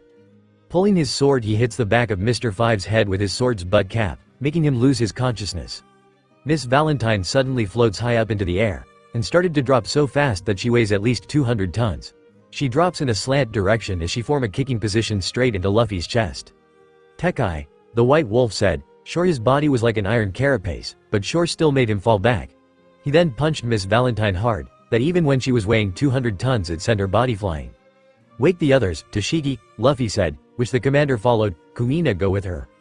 Luffy ordered, as the supposed-to-be villagers were now armed with different types of weapons, swords, rifles, bazookas, and many more. By the time Toshigi and Kuina arrived, it was already a fight of a lifetime, Usopp firing at all sides as he tries to protect Kaya and Nami. Nijiko was punching every guy he saw. Here and there, they were one by one knocked out by the tanned woman. Sanji was running around the house, crying as to why his luck was so bad. He was being chased by the women he had bedded with. The rest of them have mopped up the enemies, but there was one person missing, Zoro. Last time I saw him, Zoro said he'll be at the rooftop. Wake up! The crew yelled in unison, as Sanji kicked the still sleeping Marimo on the head. Yua, it's morning already, he said, as he cleans the trail of drool that was on his cheeks. As the crew kicked and punched the one of the strongest member of the crew, he yelled in pain for his sleep was disturbed and it was just getting good. Everyone of Luffy's subordinate have just arrived to see Luffy with some of the supposed-to-be enemies. A blue-haired girl, and the mayor itself. From their view it seems like they were both apologizing to Luffy or asking for something. Luffy nods, as the crew watches him listen to the two-person. Yeah, Miss Valentine and Mr. Five are not really bad, just like as they have their reason, Nefertari Vivi said, or that what she said her real name was. I see, I'll talk to them about it, Luffy said, as their conversation ends. The crew now approached their captain, still checking their surroundings if anyone out there was still kicking, but it seems like their captain has mopped up more enemies than them combined. Luffy explained to his crew how Vivi here is a princess in a kingdom called Alabasta and her friend Igarappoi are now Igaram is the captain of the guards in her kingdom. Suddenly a loud crashing sound echoed in the island. Everyone including Vivi and Igaram moved towards where the sound came from. There they saw Miss Valentine smash the marine ship Luffy was commanding. VD, as she facepalmed herself just by looking at the joyous face of Miss Valentine. Like I said, I'm sorry, Valentine yelled once more as she and Luffy were bumping each other's head, both pissed off at one another. "Stop being a child, you guys," Nami said. It was like the fight was nothing. Luffy and Valentine became really close in the span of a few minutes. "The two of them are like Zoro and Sanji," Kaya said, as she giggles at how those two hotheads are always on each other's ass. "Good thing we saved the Den Den Mushi," Zoro said, handing it to Luffy. Luffy then dialed someone. "This late at night, you sure they're going to pick it up?" the swordsman added, as some of them returned to sleep. "Who is this?" Luffy asked, instantly receiving a slap behind his head from Nami and Usopp. "You're the one calling and you're the one who's asking?" Usopp yelled, trying to calm down from the idiotic display of their captain. Everyone laughed or giggled. "JJII-chan," Luffy said, which made his entire crew shivered from fear. It wasn't that long since they last saw his grandpa. "Oi, do you know what time is it? I need a new ship, mine's destroyed," Luffy said, not really listening to his grandfather. "Okay. What, you idiot, when I see you again you're gonna receive lots and lots of fist of low." Garp was cut off when Luffy ended the transmission. "Then it rang again, it'll be there in 5 days," a voice said. He sounded so serious and he's like the type of person who's not funny to be with at all. "Yosh. Let's wait for 5 days, Luffy said. During the 3 days of waiting, small marine ships arrived every day to get the captured Baroque work agents and foot soldier, except of course Vivi, Igaram, Miss Valentine, and Mr. Five who's now missing. Valentine, Vivi, and Igaram knew not where the Dreadlocks man go. But Valentine and Vivi did reassure Luffy that he was a good man. During the third night, Valentine was talking to Luffy about how she'd love to make chocolates. Luffy was determined to change her views into making meat foods for him. However, Valentine did insist that it might be more sweeter than meat, which made Luffy drooled a bit. On the fourth night, Igaram says his goodbyes. He said that he'll be going to go earlier and pretend to be Princess Vivi. Luffy vowed to protect the said princess, as he will treat her as one of his own. Igaram deeply sighed. Before hugging Vivi, the blue-haired woman was crying and crying as she tells his friend to be careful. As they waved their hands goodbye, the spare pirate ship where Igaram was on suddenly exploded. Everyone was left speechless at the current scene that just happened. Igaram was killed in an explosion. Another ship, not too small and not too big, just enough for one person to handle alone if she ain't lazy. There sits a woman, in a all-purple cowgirl look. She saw the body of Igaram and picked it up. For some reason they could see Igaram was still moving slightly, meaning he's alive and well. It may have taken a toll on his body but nothing that he couldn't recover from. Luffy said something about rescuing Igaram and ensuring Vivi that everything will be fine. "I promise you, everything will be fine," hugging the crying Vivi as she worries for her friend. Everyone also said that they'd help, including the newly friend Valentine, in which Luffy insisted she join so that she could make those things. "Those what you call chocolates," he said, once again drooling. Morning came and Luffy and the others were doing their own thing. Then a ship came. It made Luffy completely forget all his trouble and feelings as he saw his new ship. A.N. It's like the Thousand Sunny, except much more bigger, and instead of a happy lion it had a wolf in it and has more tribal designs. Intimidating outside and very friendly inside, it had everything. A library that was being dimly lit by a huge aquarium acting as walls. Everything was like 5-star class yet uniquely designed. From the kitchen to the bathroom, from the rooms to the training room, and everything else was just so cool. Everyone was in awe as they saw the ship, and the sails says, Marines, except this one had a tribal design of a wolf's head behind the Marines lettering. But what got them most was, where was the shipwright, or the steerer of the ship, for no one was on deck when they've gotten in. A door suddenly slams open. "Are you super ready to sail?" the figure said. The entire crew was checking here and there as they explore their new ship. A sight to behold. It wasn't too huge but still it was enough space for everyone. Zoro immediately took the crow's nest, which has a small house, few pillows and his barbells. The men also had a huge room for them. It was 5-star class style and at the same time it remained the seafaring atmosphere in the room. For the women, their room was larger than their numbers, more unused beds and pillows. The captain's room was absolutely amazing. It was split in half. One was his room and the other was his office. The room was splitted by a huge wall of aquarium with a dim blue light that gives relaxing atmosphere. And when you have to go to his room you will open a door and where you will cross a tunnel-like hall. "It's Suuuper, isn't it?" the man said. He had a blue hair, and it somewhat looked like retro. He was wearing a floral shirt. His arms were a bit bigger than his biceps, and it had tattoo stars in each of it, and the most disturbing was his speedo. "Hey, isn't that guy a bit freaky?" Tashigi said to Kuina, as the two women were staring at his speedo. "Yeah, it's kinda disturbing really," Kuina replied. The two weren't hating the man or anything but come on. Even you would talk about a guy wearing just a speedo in public. Oi, there are already two perverts here?" Zoro said, as he too can't avoid his gaze at the dark blue speedo. "Frankie is super hentai," the man yelled, making a pose where his arms would collide with another. Zoro facepalmed himself. This guy's is worse than the arrow cook. he thought. He's even admitting it, he thought as he shook his head. I'm Monkey D. Luffy, nice to meet you, the captain said, as Frankie shakes hand with his new commanding officer. I know, your grandfather once saved me after some Marines tried to arrest me for helping my master build the Oro Jackson, Gold Roger's ship. Everyone was amazed at what Frankie had just said. Not only did he build this ship, he even helped build the ship that made Gold Roger a pirate king. Truly this man might be called a genius if not for his display of public nudity. But hey, it's a free world. I've worked for the Marines but didn't join them, but now Garp has forced me into joining to be on your personal crew, he said, as his stomach suddenly opened, making the girls gag a bit. Even Zoro and Sanji showed a weirded face. Whoa, that's so cool, Luffy and Usopp said, as they saw the man act like a robot. Oh yeah, I'm a cyborg, half human half robot, he said, full of pride that his body shone as the sun hits it. Hey, can you also make me a Sai? Luffy was halted as he fell unconscious to the ground.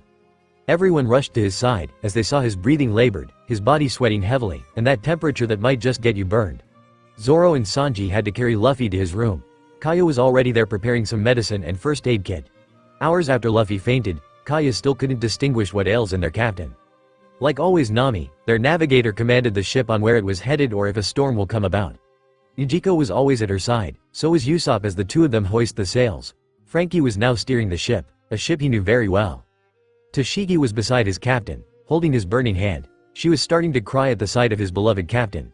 Kuina was at the door, her arms crossed under her chest, as the crew was helpless to help Luffy. Take off his clothes, Zoro said, and so they did. Everyone inside the room was shocked. The back of Luffy a huge wound, the wound he got from battling the hawk. There the wound looked like an alien spawn. Sure, they bandaged him but they never gave him anything as he too said he didn't feel anything. Kaya did whatever she could to kill the infection but alas nothing worked. Tashigi has started calling Marineford in a desperate attempt for help. They were answered by Hina who said that an island called Drum isn't that far from their current location. And so the crew sailed to an island called Drum. Captain Hina said that it was recently attacked by a pirate named Marshall Teach, and some Marines are also on their way including Black Cage Hina. Tashigi announced to everyone who's outside. They were all worried for their sick captain. Ever so energetic and free now lying on his bed with a sickness they do not know. It's been a day since they've changed their course towards Drum. As they arrived, they saw the island was thrashed and burned to the ground. Marines and other group that wanted to help Drum arrived also. Dalton, a man who have survived the recent attack, told them that Blackbeard had took every doctor they knew. Only it was left, and he doesn't know if she really existed. Our king, Wapple, had abandoned the island and left us for good, Dalton said with sadness in his voice. Most of us survived. Only those who fought Blackbeard died, and I was supposed to be one of them, he said, admitting that he'd cowardly run just so he could be with his family. You made a choice, and so did they, Tashigi said. There's nothing wrong with that, assuring that Dalton shouldn't blame himself. He smiled though it still pained him to remember his fallen friends. Dr. Kureha was believed to be living atop that castle, he said, pointing towards the castle high above them. That was expected, Zoro said, it just had to be that high, he sighed. Somehow it was fate who decided that the castle should be built there. And so they all walked towards the castle up in the mountains. It was snowing, it was soothing as you see the snows drop slowly. They walked towards the castle. They even got blocked by huge rabbit-like monsters which weren't a match for Tashi, Kuina, and Zoro combined. Help! They yelled, as it echoes through and out the empty castle. Please, someone needs your help, Tashigi yelled. Then a small creature came. Get of here, raccoon. As Sanji was about to kick the raccoon, it spoke. I am not a raccoon, idiot, it replied, making Sanji lose his balance and fall on the icy floor with his head first, making everyone laugh. Aw, it's so cute, Tashigi squealed, chasing what appears to be a humanoid reindeer. Chopper, I already told you not to get seen, an old woman said, sighing. What do you want, brats? Wow, she sure acts like an old woman. Please, help him, handing over Luffy and letting her see the wound on his back. Fine, but if he dies you'll be the ones who'll bury him, she said. At the operating room, she said that Luffy was even lucky to be alive in this state.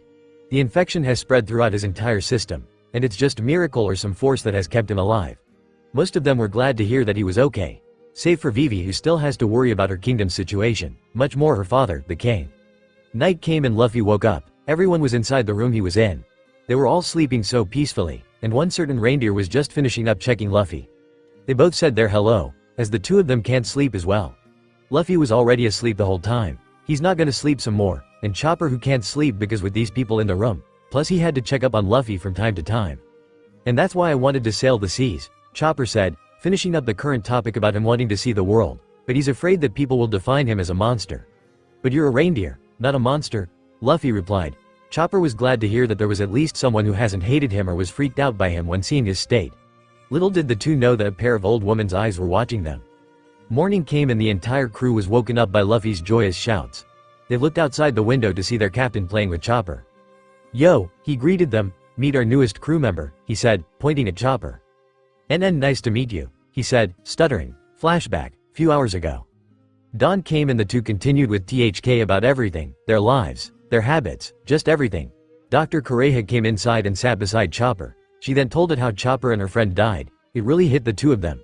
And so they've decided to help people from time to time, and though they did ask for money, it was just so they could eat something. After the long talk, Dr. Kureha said that Chopper has to move on about his friend and sail the seas like he wanted them to. Chopper was hesitant at first, sure he might have gotten over it, but what about Dr. Kureha all alone?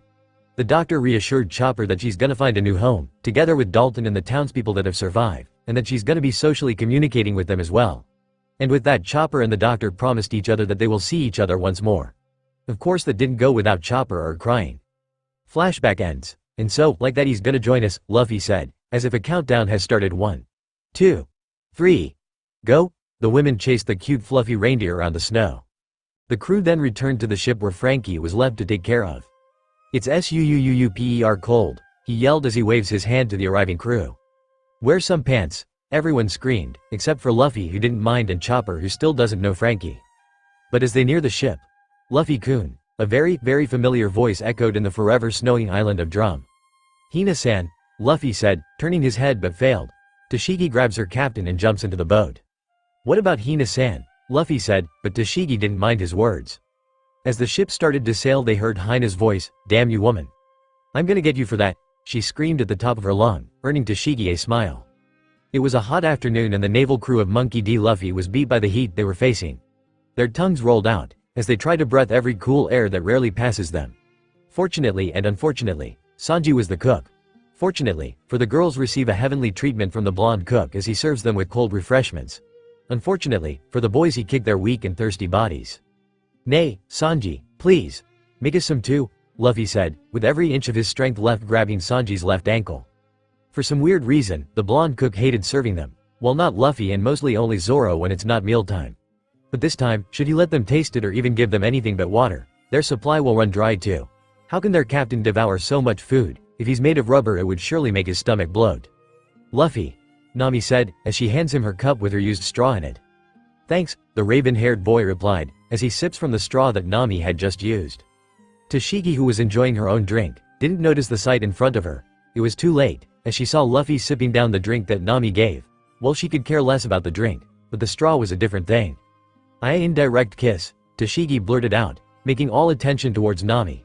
The orange-haired woman was a bit slow, as it took her 5 seconds before she fully understood what she had just done. Tashigi pouted, while Valentine rushed towards the kitchen. "Thanks, Nami," Luffy said, handing her back her cup, and with it their both used straw. Nami grabs her own cup, red from the embarrassment she'd caused herself. Now the girls are staring at her, as if daring her to drink using the straw Luffy had just used. "Oh my dear sister, you are getting bolder as the days goes on," Nijiko said, standing up, smirking at the redder face of her sister. "Why, you got it all wrong," she said. "Well, it would have been sold if it wasn't for her stuttering." "Where are you going?" Nami asked, regaining her composure. "Who knows," she replied back, as she climbs towards the crow's nest. God, I wish I was bold as her, Tashigi thought, for there was only one man who spends his time, or rather made the crow's nest his room. "Maybe I can give it a try," Tashigi mused, as she tightens the grip of her cup. Luffy, would you still like some?" she asked. Redder was her face than Nami. With the huge smile plastered on his face, it could only mean yes. Rushing towards his first mate, Luffy took the cup. "Luffy," Valentine yelled out, as she burst out from the kitchen door. "Taste my chocolates," she said, her voice somewhat naughty and full of evil intentions, at least for the girls. With Luffy's short attention, his eyes sparkled as Valentine came closer with her freshly made chocolates. How in Roger's name did she make chocolates that fast, the women thought. Maybe it was or should be a secret that must not be revealed. This isn't Tashigi's lucky day, maybe it was karma after what she did to Captain Hina, who knows. "Ah," Valentine said, as for every chocolate she feeds Luffy with, the more angrier the other's face becomes. Frankie watches his so-called super youngsters fight for a boy's heart, even if he's that dense. And that's what made Frankie worried. Luffy might start a war that could end the world. These girls, there's something scary about them, some force that could never be explained. Tashigi's cool was losing it. drawing out her sword a bit, signaling Valentine to end it now or she'll end it herself. What made Valentine gulp was not the sword but the smile that Toshigi has put on. It was disturbing, it really was. Nami draws her clean attack, which was made by Usopp. A bow staff like that could manipulate the surrounding weather. When asked how is it that he was able to craft such a magnificent weapon. A genius like me always creates great stuff, stomping his fist into his chest, proud as he'll ever be. So it was an accident then? Zoro said, while all of them could see through the long-nosed lies. Still, if he has a knack for successful accidents then they'll accept it any day. Kaya was clenching her fist, making it look like she was just massaging her hands, yet that bone-cracking sound was terrifying. Lucky for Valentine, the Den Den Mushi rings as it was heard from all corners of the ship. Luffy and Toshigi went inside the captain's room. Not that the others were not allowed, it was just like those two are way too serious about missions like that. Nami walked towards Kuina, who was across the deck just watching the calm sea. How were you so calm when you saw what was Valentine doing? The orange-haired asked, in which Kuina raised an eyebrow. I mean, you like him right, Nami said, however it wasn't a question. WW what are you talking about, looking the other way, so that her red face won't be seen. I don't like him, she added. I mean he's strong, respectful, polite, cute, I mean dude no. Loot no. Ute. She stuttered and stormed off in the end, leaving Nami a sly smile. Now where is our little and cute doctor? She said, probably wanting to hug Chopper again. Inside the room. Luffy, you'll assist me in capturing lion pirates, which is being led by Kobe, Smoker said via Den Den Mushi. Sir, why target that kid? His bounty isn't that much. Luffy said, saying why waste time if he's not that much trouble. Even Smoker himself would let his subordinate capture that kid, should he pose no threat to them. That boy had put down 2 giants at Little Garden, with Conqueror's Haki, Smoker said. Conqueror's Haki, a very rare skill and only a few people was known to possess this kind of ability.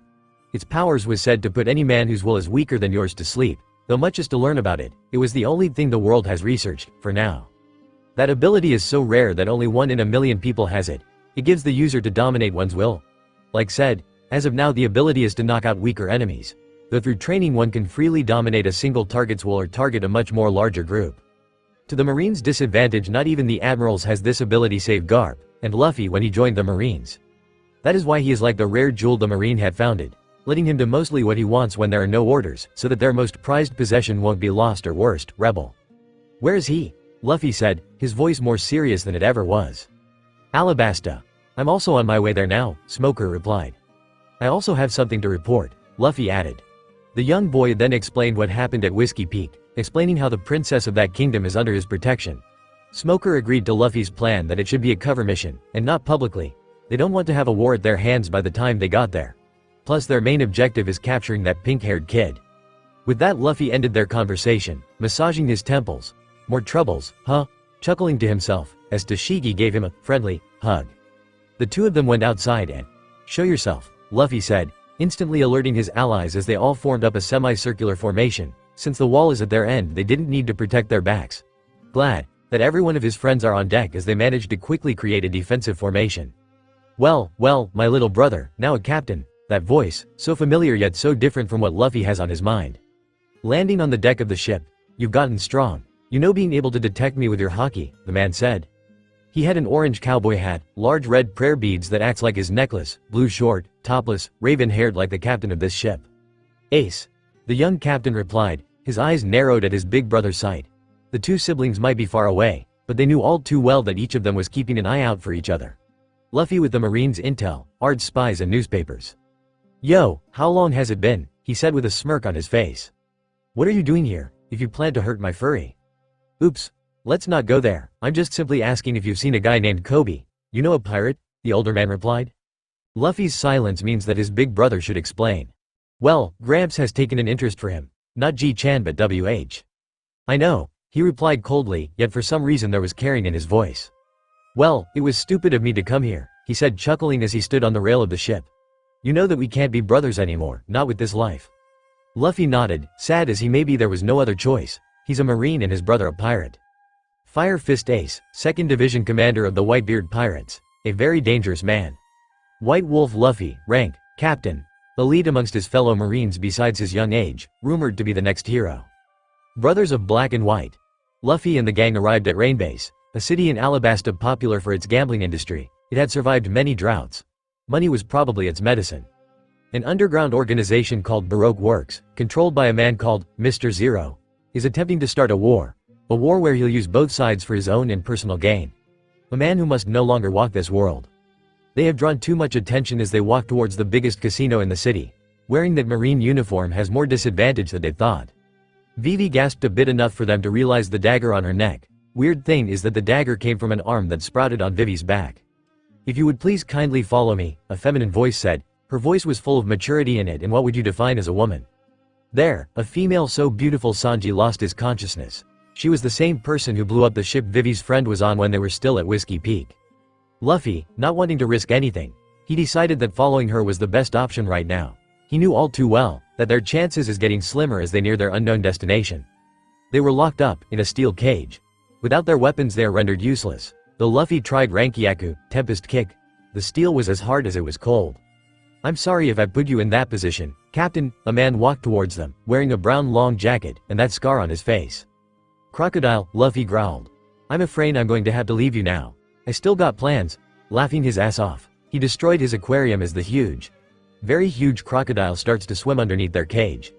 Minutes had passed and the water was now on their waistline, and if it wasn't for that white smoke they'd all be crying right now. "Smoker, hurry!" Luffy screamed, forgetting that White Chase has a higher rank than him now. Still they were in danger, so he'd let this one go.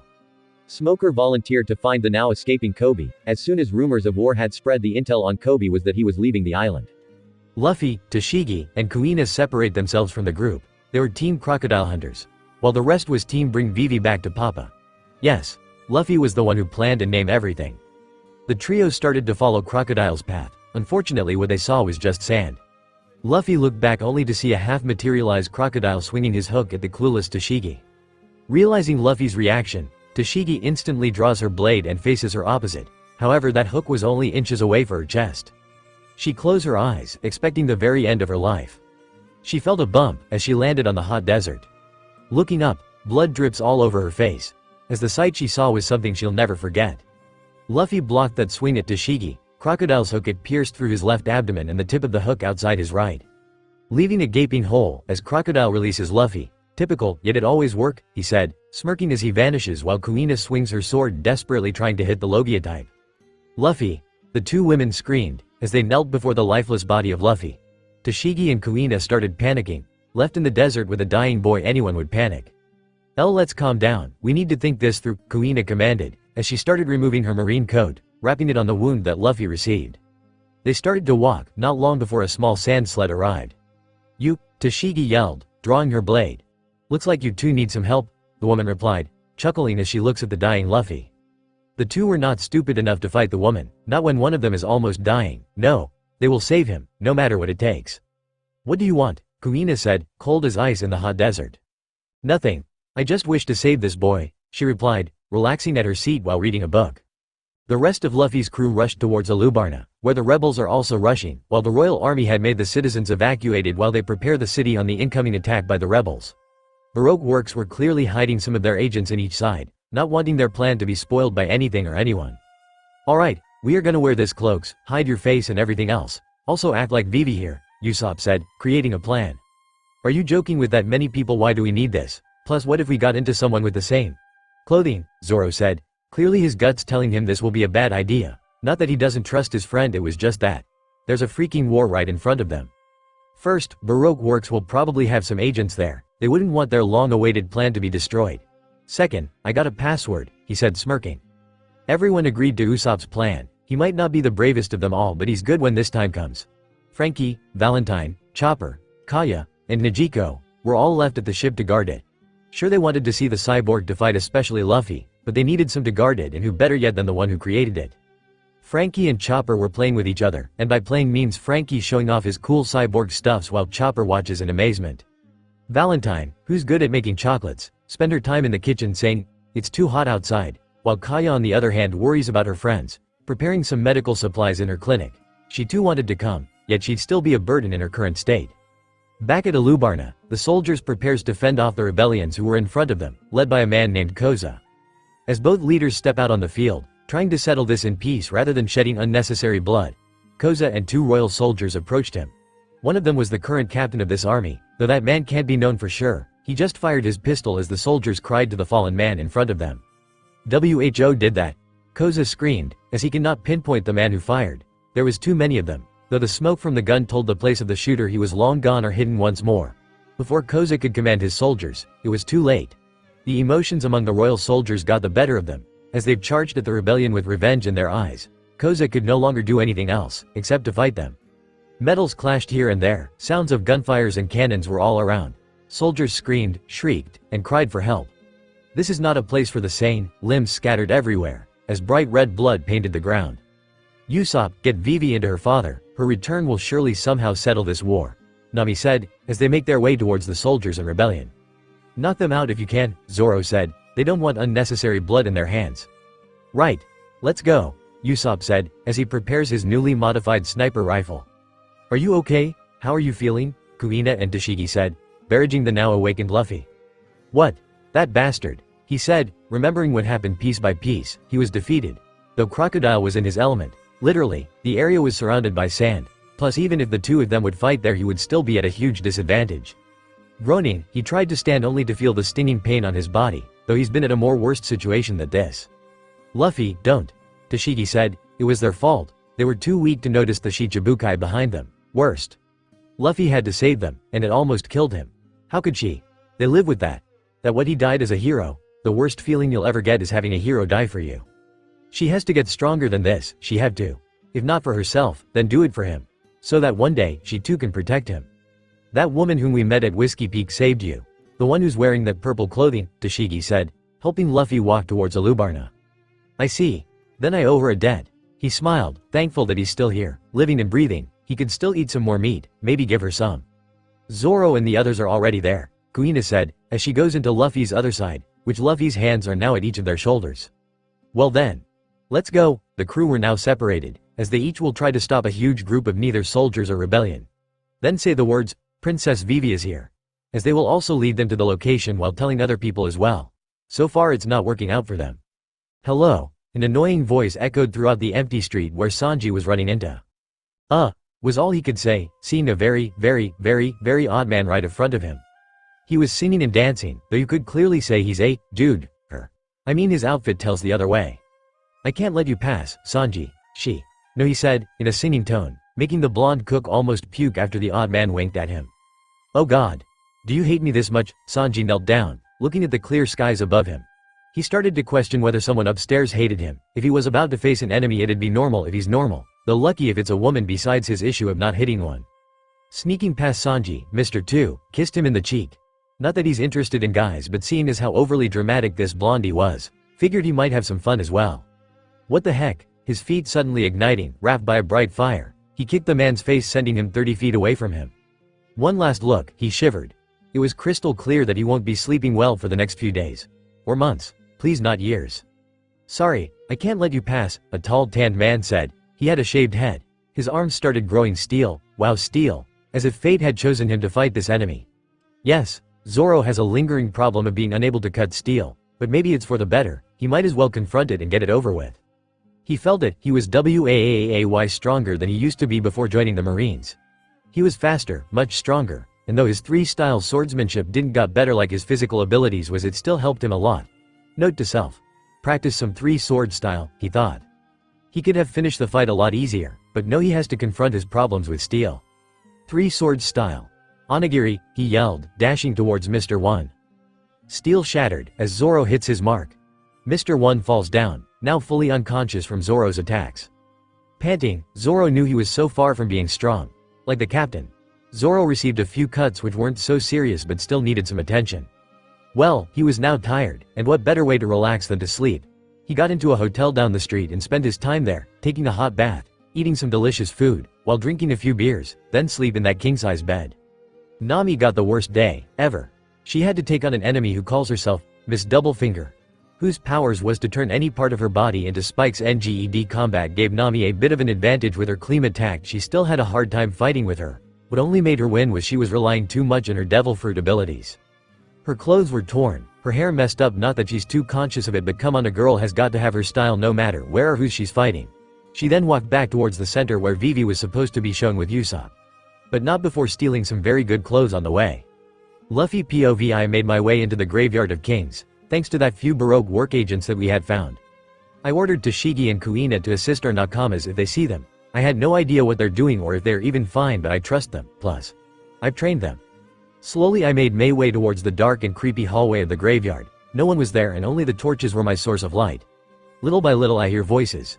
They're near. I'm so ready to kick that guy's ass. I just hope that Tashigi and Kuina wouldn't think that they're a hindrance if I'm gonna fight Crocodile. Smoke Dude would surely wants to hear this. Shichibukai, Crocodile, working underground, hiding his organization from the Marines, I said, chuckling at how ill-tempered that guy is. He is a good guy, but his temper is kinda annoying. I don't need you anymore. I heard that voice. It's Crocodile. I walked in the room. They didn't notice me. Seems like there's just 3 of them. One was Crocodile, the other was that purple woman, and the third was probably the king. He swings his hook to her, same place where I got the wound. Sorry, I can't let you do that, I said, blocking his hook with my blade. I nearly chuckled at the sight of his face. What? Looks like you've seen a ghost, I said, pushing him with my sword. He jumps back. Then I hear a loud thud on the floor. Looking back I saw that the woman whom saved me from my near-death experience received a cut from his poisonous hook. I instantly blamed myself. Here I am unable to save the woman who had saved me. Pathetic. I'm sure you'll want this. He grabbed something inside his jacket. Pulling it out I saw a small flask. The color of the liquid was purple.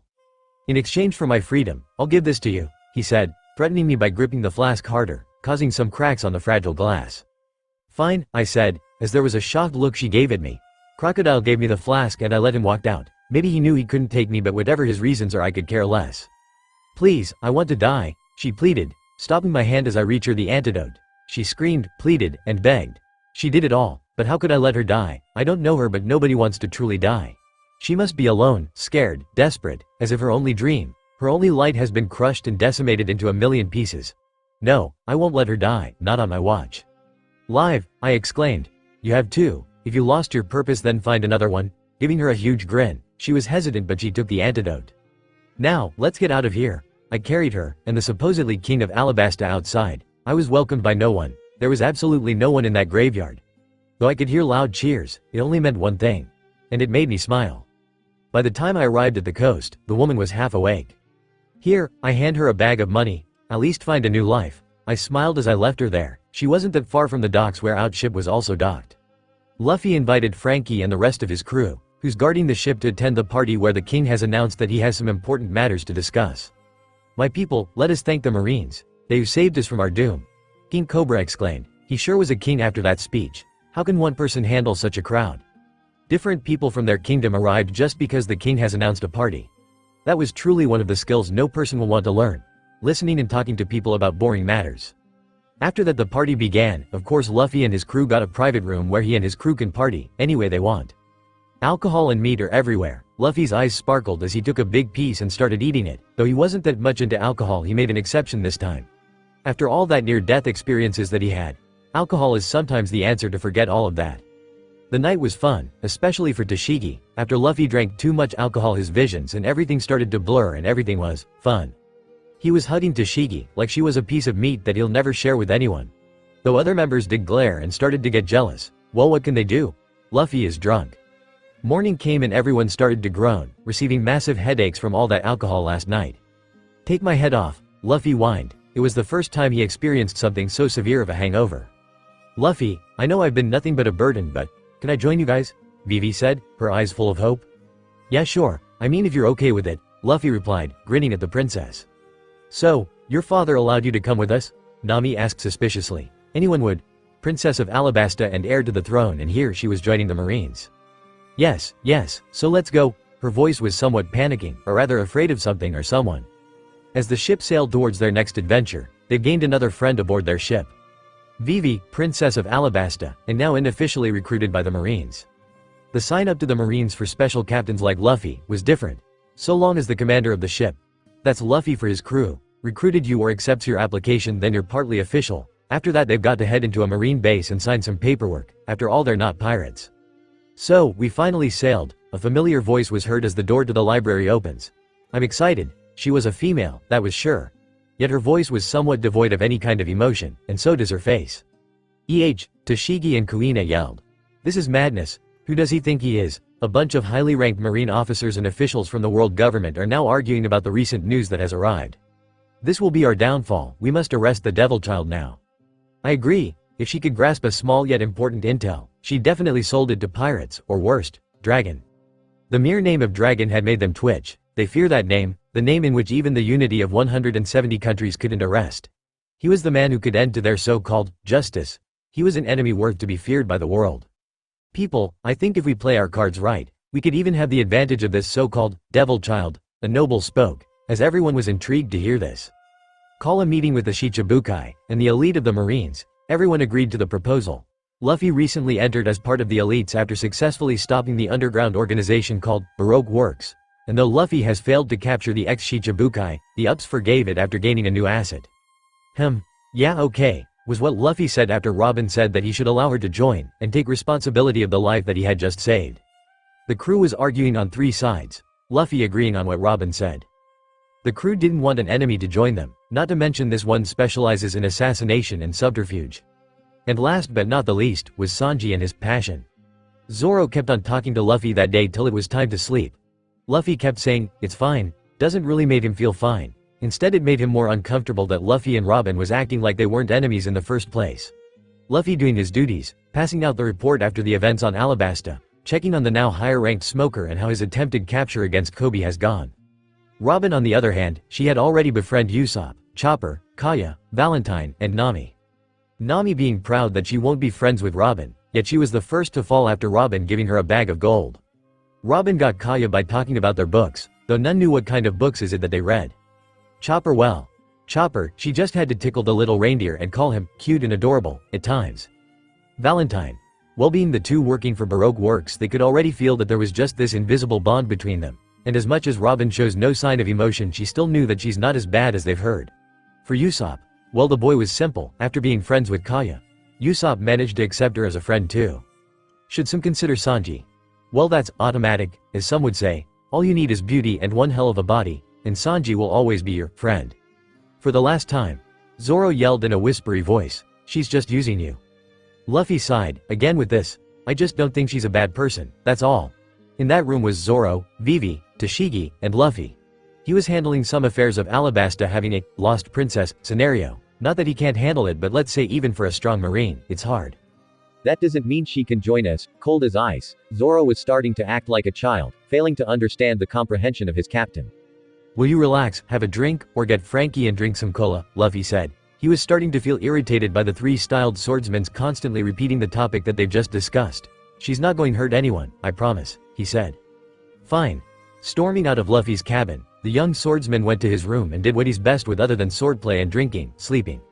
"Okay, after you've signed up, you will announce especially to your father that you're safe and have joined us." That was the best option Luffy could think of. If he'd announced that Vivi is here now, they could be branded as kidnappers, as much as the whole of Alabasta will not believe that after they've just been saved by him. But the whole world is a different thing. The ship has docked on an uninhabited island. There was no mission and they were far from civilization, and with a lot of supplies and food still on the ship, a vacation wouldn't hurt them so bad. Out on the beach, Sanji fainted. Everyone was cheering since they'll have 3 days of non-stop vacation and party. Not that every dinner they had is a party. The girls went out with their swimsuits, and that's when Sanji almost went to heaven. Everyone was having fun, except for a familiar raven-haired woman, whom Luffy owes his life to.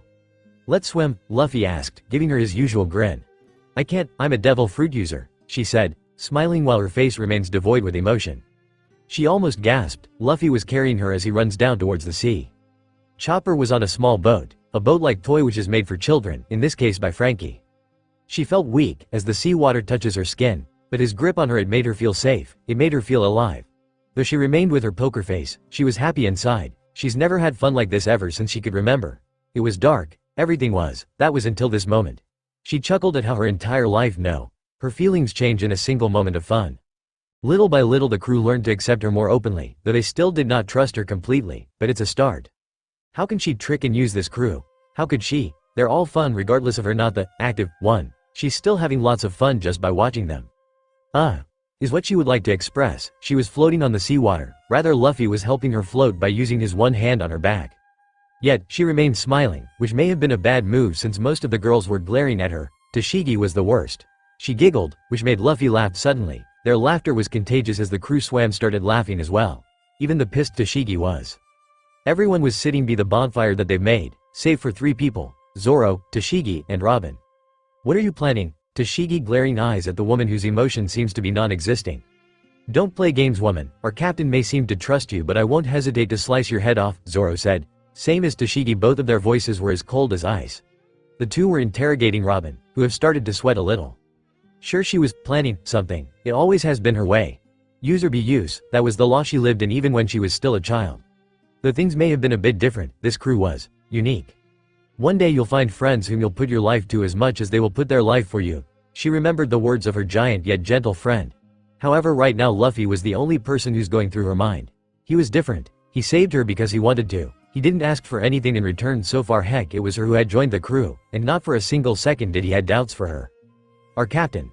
I'll ask her, she stammered. What was that she was feeling? Never did once in her life did she care for what others might think of her, yet she was afraid. Afraid that like all other crews out there they're just going to use her and dispose once done. And for some reason they didn't need anything from her, they were protecting their captain. A few steps and she found two swords on her neck. Where do you think you're going? Zoro hissed. He was close to break this woman, and when that happens he'll know what's her plans. Zoro, Tashigi, Robin. Hearing their captain's voice, the two sheathed their swords and walked away from Robin.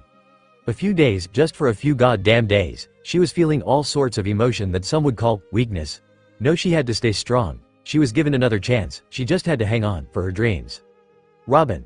Luffy exclaimed, seeing the now smiling body language tells otherwise on the face that she was showing. Nay, Robin. Taste this. Sanji made this, Luffy said, trying to cheer up the woman beside him. Everyone was gathered, as they started to chow down the dinner that Sanji made. Like always, it was top-notch. Everything was just perfect. Hell, everything that he makes is perfect regardless of what animal or sea monster that is. Subconsciously biting her lip, her body just went for the food that was about to feed her. Then she smiled, for the first time of all the smiles that she had showed them. This was genuine. It made her more beautiful than what she was. It made her herself. Luffy returned the smile back, and soon everyone was about to sleep, except for the alcoholics.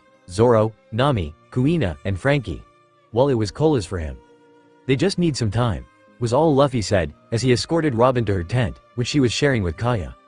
It's okay, she replied, walking in the tent. Thank you, she muttered, before closing it.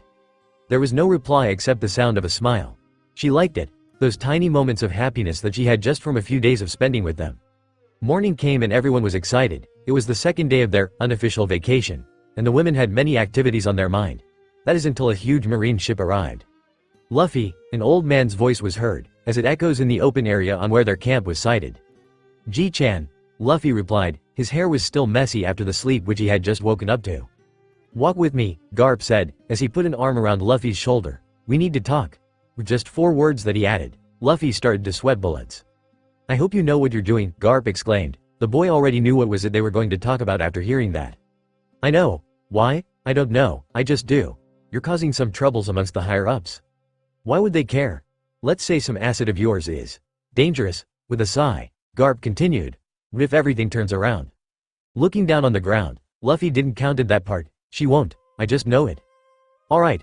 I'm going to trust and support you with this. Scratching his head, you're needed. A meeting with the Shichibukai and the elites had been announced. Everyone, stay here. I'm just needed elsewhere, Luffy said, trying not to explain and reveal too much information. Everyone whined and complained. They probably all thought it was gonna be some adventure and they were too weak to join. Yet little did they knew that they were already considered as one of the best marine crew out there. One of the best, not that best, yet. But one knew better. She knew it was going to be a discussion about her. It had to be. Why else would the hero of the Marines call for his grandson? She was afraid. She's causing more trouble than she's worth. She had decided, after Luffy leaves she's gonna stay inside her tent all day long. Well, she was friends with some of them but not all of them. Robin, have some fun, was his last words to her. Few minutes before Luffy left, Tashigi, you're in charge, Luffy said, as the two had a private conversation away from the camp. Of course, Luffy-kun. Keep them safe, Luffy said, and she nodded. All of them, emphasizing them. She knew who did her captain meant. She hated it. Why? Why would you trust her? Why not me? I'm here for you, always. So why? Is all she could think of. Her captain truly was a gifted man. He sees what others failed to see. She just hopes that he'd trust her more and maybe one day she could see her as a nakama. Everyone was gathered, marines, admirals, nobles, and the royal 7 warlords, A.N. Okay, I'm not going with Shichibukai. I don't know if I should just add S for its plural form or not, who were acting like they owned the place. Dracule Mahawk, Gecko Mariah, Jinbei, Don Quixote Doflamingo. Bartholomew Kuma, Boa Hancock, they sat as their names was called upon. Kizaru, Aokiji, Akainu, the 3 admirals entered as their names was also called upon. 3 other marines were called before, Captain Hina. Monkey D. Garp, Monkey D. Luffy. You people are gathered here, after Crocodile has been expelled to the Shichibukai.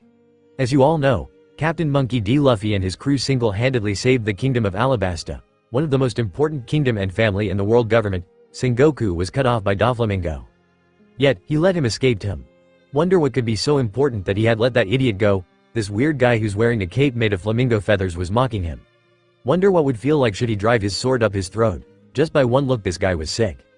Jinbei the Sea Knight was looking at him like he is some sort of traitor. What did he do to let that fishman glare at him? Probably it was Arlong, is what the young man thought. Same for Bartholomew, he was just staring at him, like he's, well what the hell, why should he care? Dracule bowed his head slightly, not wanting to draw attention. From a swordsman to another, there was this so-called honor between the two of them. As for the others, they weren't listening much, except for Boa, who seems to be truly disgusted by this place. Luffy-kun, Aokiji called out. The meeting was over and he was glad that it was just a meeting for the next candidate of the Shichibukai. It was boring, but he'd attend 100 of them just so his crew wouldn't be mentioned in there. Admiral, he smiled and nodded. I think Nico Robin is in your possession. There was hidden intention in his voice. What is it that you plan to do with her, with Aokiji emphasizing the her? A shadow began to watch the 2 marines' conversation. Luffy was silent, yet to the Admiral's eyes he wasn't planning anything at all. Rather he's being a bit scared right now. I think I'll arrest her, foe. Aokiji ducks just in time as Luffy swings his blade with blinding speed. Nobody touches her. Not you, not anyone, he growled. Nobody hurts my nakamas. He was glad. Truly he was that it was Aokiji and no one else was watching.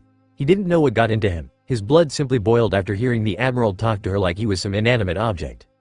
They walked their separate paths, one was scared, and the other was smiling.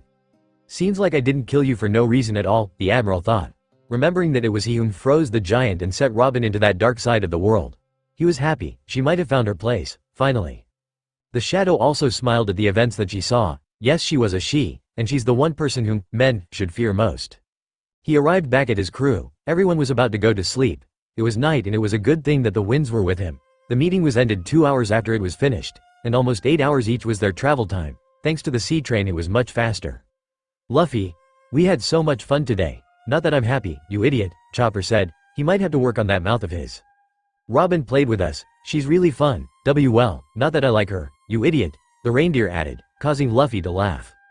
Everyone was in their tent, sleeping. Luffy was watching the waves crash towards the sand. What he did today it will pay him back somehow. He's just hoping it will be just him who would pay the price.